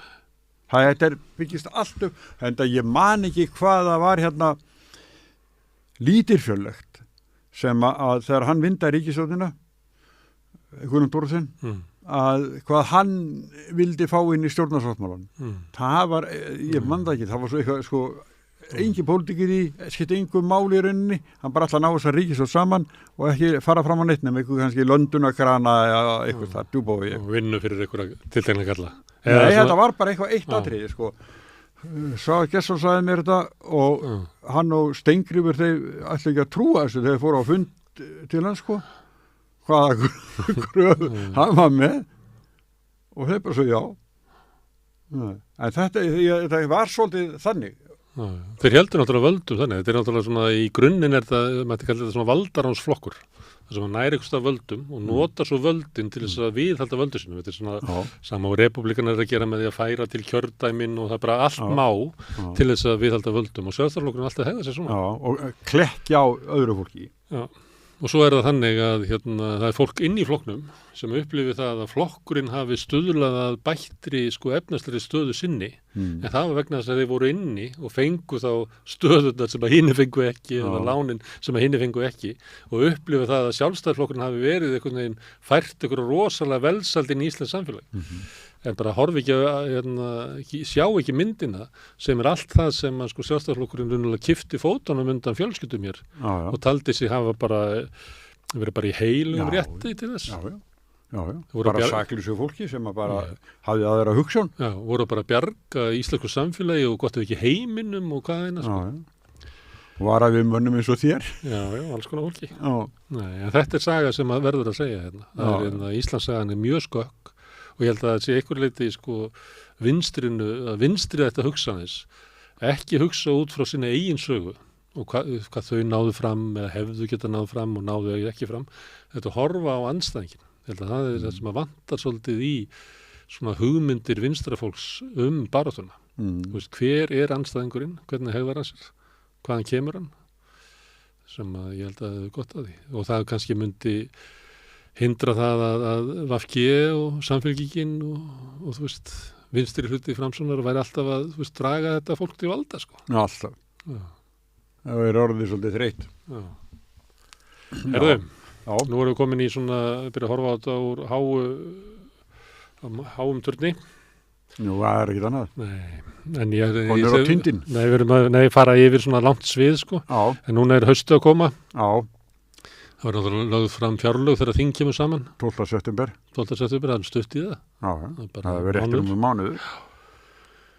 Og þú varst nú eitthvað að segja að Bjarni hefði verið á vindsenginni en það er náttúrulega fjármálaráðherra að vinna allt sumarið. Ég trú ekki að hann hefur slögt á símanum í einhverja vikur. Það er náttúrulega allt ráðuneytið. Nei, kannski lagt einhverja línur á hann að fór. Allt ráðuneytið er á full swing yfir allt sumarið. Og meðan að verið að berja saman fjárlögin að það voru mikli samningar á milli. Kannski eru þau bara að koma til leiks núna og ætla að semja fjárlagafrumvarpið á mánuði. Ég held að þá muni Katrín og Sigurður Ingi ekki uppskila mikið. Nei. Það er því seinna sem hún kemur að verkinu. Þegar þú segir þetta, sko, þetta er svo einfaldur leikur alltaf, sko. Það er ákvarðanir teknar alltaf utan við þetta, sko. Að fjárlögin eru náttúrulega fjárlögin og við vitum það, en svo er svona koma auka fjárveitingu hér og þar og annað. Ég held að, sko, að það verða að vera fjárlög, en svo hafa þau, sko, hvað ég var að segja, frelsi til að lofa út í loftið, sko. Eins og Sigurður Ingi með alla glæruna sínar. Ég hef svona stundum vel að vera nú, alltaf bara með sömu glæruna. Þá verður oft stórkallalegra, sko, nú byrjað að tala 15 ár, ætlaði að verja svona miklu peningum í 15 ár, sem bara innelslust kjaftaði, sko. Og fjármálaáætlunin sem var, þetta er áætlun sem að fellur alltaf bara á fyrsta degi, sko. Og samgönguáætlun, þetta er bara, þetta fellur alltaf á fyrsta degi. Það er vegna þess að það eru fjárlögin sem að kannski eru meira ráðandi í þessu heldur en hitt eða hvað? Jú, eiga að vera það. Ég er nú ekki alveg tilbúin til að ég er svona að vera að reyna að hugsa með eintala eins og maður gerir stundum, sko. En já, það eiga að vera það. Það er náttúrulega hvað mikið fer í hvað Það er náttúrulega spennandi. Það er hérna, við erum með mjög mörg fjársvelt kerfi sem eru mjög nöðsileg. Já, og það við getum séð eins og þú talar fjármálaáætlun og regulera sem eiga að liggja fyrir til lengri tíma og svo eiga fjárlögin að falla inn í það. Svo þegar er kynnt stefna til næstu 5 ára eða eitthvað. Og það, Sigurður Ingi, það er ekkert húsnæðismálin hann inn í. Já, það við komum að því bara inn í fjárlögunum, segir hann. Svo þetta sé ekkert að marka áallina. Svo kemur að fjárlögunum. Sem er ekki. Svo kemur að fjárlögunum og hann er að koma fríi bara núna og þá að leggja þetta fram eftir mánuð. Þannig að hann kemur að svona til orðnum hlut sem er byggt á 5 ára áallinni. Þannig að hans dót er ekkert þannig inni heldur. Og svo fyrir hann eitthvað að segja, býta á ég ekki að fá eitthvað þannig inni og svona, já, nú fullt seint svona Sigurður að við erum að fara bara, þetta er að vera í brendun og eitthvað svona, þannig að þetta fyrir inn og við getum náttúrulega þetta eftir að fara inn í þingi og við breytum ykkur þar, en svo er það alltaf minna sem er breytt í þinginu, sko. Þannig að ég held að, sko, svona straumurinn sem er bara að halda svo óbreyttu, hann er mjög sterkur. Þannig ef að Sigurður eða Katrín hefðu einhvern áhuga á því að breyta stefnunni, að þá væru þau að vinna að því sko alla daga en væri ekki að koma eftir Vestmannahelginu og alltaf bjarga ykkur sko. Nei. Þannig að ég hef ekki trú að ég held að þetta verði sko fjárlög Bjarna Benediktssonar. Já, ég held að hann bara nenni ekki sem hlusta á þau sko. Nei. Hann er stæðst í flokkurinn, hann er ákveðnasti maðurinn. Hefur komist upp með það að gera það sem hann vill, hinga til. Akkur ætti hann að byrja að hlusta á þau núna. Þau eru ekki að hóta neinu. Það er hann sem er að hóta slíta ríkisstjórninni. Nei, það er ekkert þeirra þriggja vill slíta. Nei, ég segi það svona úr hans ranni sem að kemur eitthvað svona hugmyndur í það. Það er engin, ég hef ekki séð Framsóna menn vera að tala um að nema þeir sem er svona með annað fótinn inn í miðflokknum, sko. Já. Og ekki í Vinstri grænu, þau eru svo veikri stöðu það. Ég er nokkuð þar. Tala um það. Þetta verður samt 12. september, það þingi fyrir að stað og þá fara svona að koma svona pólitískar línur og þá kannski finnst samfylkingin. Já, sem að vill ekki segja neitt í ótta við að missa fylgi. Já, er hvergi? Já. Hún er þetta búin að boða að hún fór hérna svona hringferð út á land sem er svona falleg hugsun að fara svona út á land og koma svo með, þetta er gert á Broadway og er það að setja upp einhverja sýningu þá ferður svona eitt túr með hana til þess að pröfu kerrana og svo setur hana upp í Broadway og sömuleyti er hugmyndin svo að þú ferðu að því að þú ert kannski inn á Broadway og allir með svona listrænar hugmyndur og eitthvað svona og hætt við að hópurinn setja upp eitthvað sem er ekki svona fyrir alþýðu skap þannig að þú trillar með hana kringum með eitt ring og kemur með hana og þá ertu búin að svona sannreyna hana. Kristrún hefur trúað þessari aðferð við að fara svona með eitthvað mál í hringinn í kringum landið. Eins og þeir gerðu á Rauðu ljósi, Jón Baldvin og Ragnar. Það er svolítið munur. Ég veit ekki hver hlutaldi var þegar þeir fóru. En fólk sem að býr utan klukkutíma radíus frá höfuborginni, sem að getur bara komið í Laugardalsvöllin á fund, það er 15% af þjóðinni sem býr þar fyrir utan. Það er 85% af þjóðinni sem býr í Borgarnes, Selfoss, Reykjanesbær. Þannig að þessi hugmynd að vitið hjá þjóðinni sé í þessu 15%. Ég veit ekki, kannski er það þannig sko. Þetta er svona oft í bókunum með Laxness að fólk það er allt vitið út á landi og svo ef þú ferð í bæinn þá missur þú vitið eitthvað og þess að þarftu eiginlega að fara og svona rík hugmynd á Íslendingu og þetta er að fara út í náttúruna til að missa ekki vitið af því það er svo rosalega mikill sollur og eitthvað er Reykjavík. Á þeim tíma var þetta náttúrulega þannig sko, það voru flest störf í landbúnaði og fólk hafði aldrei sér pening og eða sem að var í eldgamla daga sko. Já, svona tímum Laxness eða svolítið það sem hann sko. Já, og líka það bara, menn fólk misti fótana náttúrulega í samfélagum þar sem að er mikill flutningur úr sveit í borg, það er náttúrulega rosalega félagslega upplausn. Og fólk þurfti bara að bjóti breiðfirðingafélagi eða eitthvað bara til þess að halda einhverjum áttavita í bænum. Þeir eru ennþá, ég er áskriðandi við að bókinni breiðfirðingur. En Kristrún fór með flokkinn hringferðum landið og ætlaði að koma í bæinn með stefnu í heilbrigðismálum. Og þá verður flokkur náttúrulega að koma fram og við viljum þetta og við viljum ekki þetta og við viljum þetta og þá náttúrulega verður umræðan sko málefni samfélkingarinnar sem að samfélkingin hefur kannski ekki mikið verið í, heldur hefur samfélkingin verið að gagnrýna það sem það er og svona gefið eitthvað svona óljósa hugmyndum eitthvað betra samfélag. Þannig að það getur verið að hausti reynir líka á samfélkinguna. Já, en það sem þú ert að segja þá getur þau líka stólið sinnunni sko. að verði umræðan verði það sem þau eru með en þau ekki þá bara gagnrýna það sem að ríkisstjórnin að gera. Já, en það sem að veri munurinn, kannski gerði Kristrún að einhver leiti fyrir árið síðan, kom í bæinn með eitthvað svona hendi þarna Evrópumálunum og stjórnarskráni og með eitthvað svona línur. Og núna kemur hún aftur í bæinn og þá hún sko stæðsti flokkurinn í stjórnarandstöðu. Þannig að nú það sko allir flokkarnir sem að hafa vilja til þess að rekja það sem hún að segja, sem að var ekki fyrir árið síðan. Þannig að ég held að þess vegna ég að segja að muni reyna á samfélkingunum. Að hún þarf að berjast þarna við Píratana og Viðreisn hérna megin og ríkisstjórnarflokkana hérna megin. Og annarkvort að standast það eða ekki, sko. Þannig að festast í einhver svona góðu fylgi ef að undirbúningunum er nógu góður, en ef að minnst högstaður á þeim, þá getur þetta farið illa. Já, og allir flokkarnir fara og leita að ykkur og svona eru það á móti hérna þessu finna eitthvað bara sem smæst atriði sko. Þannig að ég geti trúa því að það myndi líka lita haustið eitthvað svona vilji annara flokka til þess að láta reyna á hérna nýfunna fylgi í samfélginu.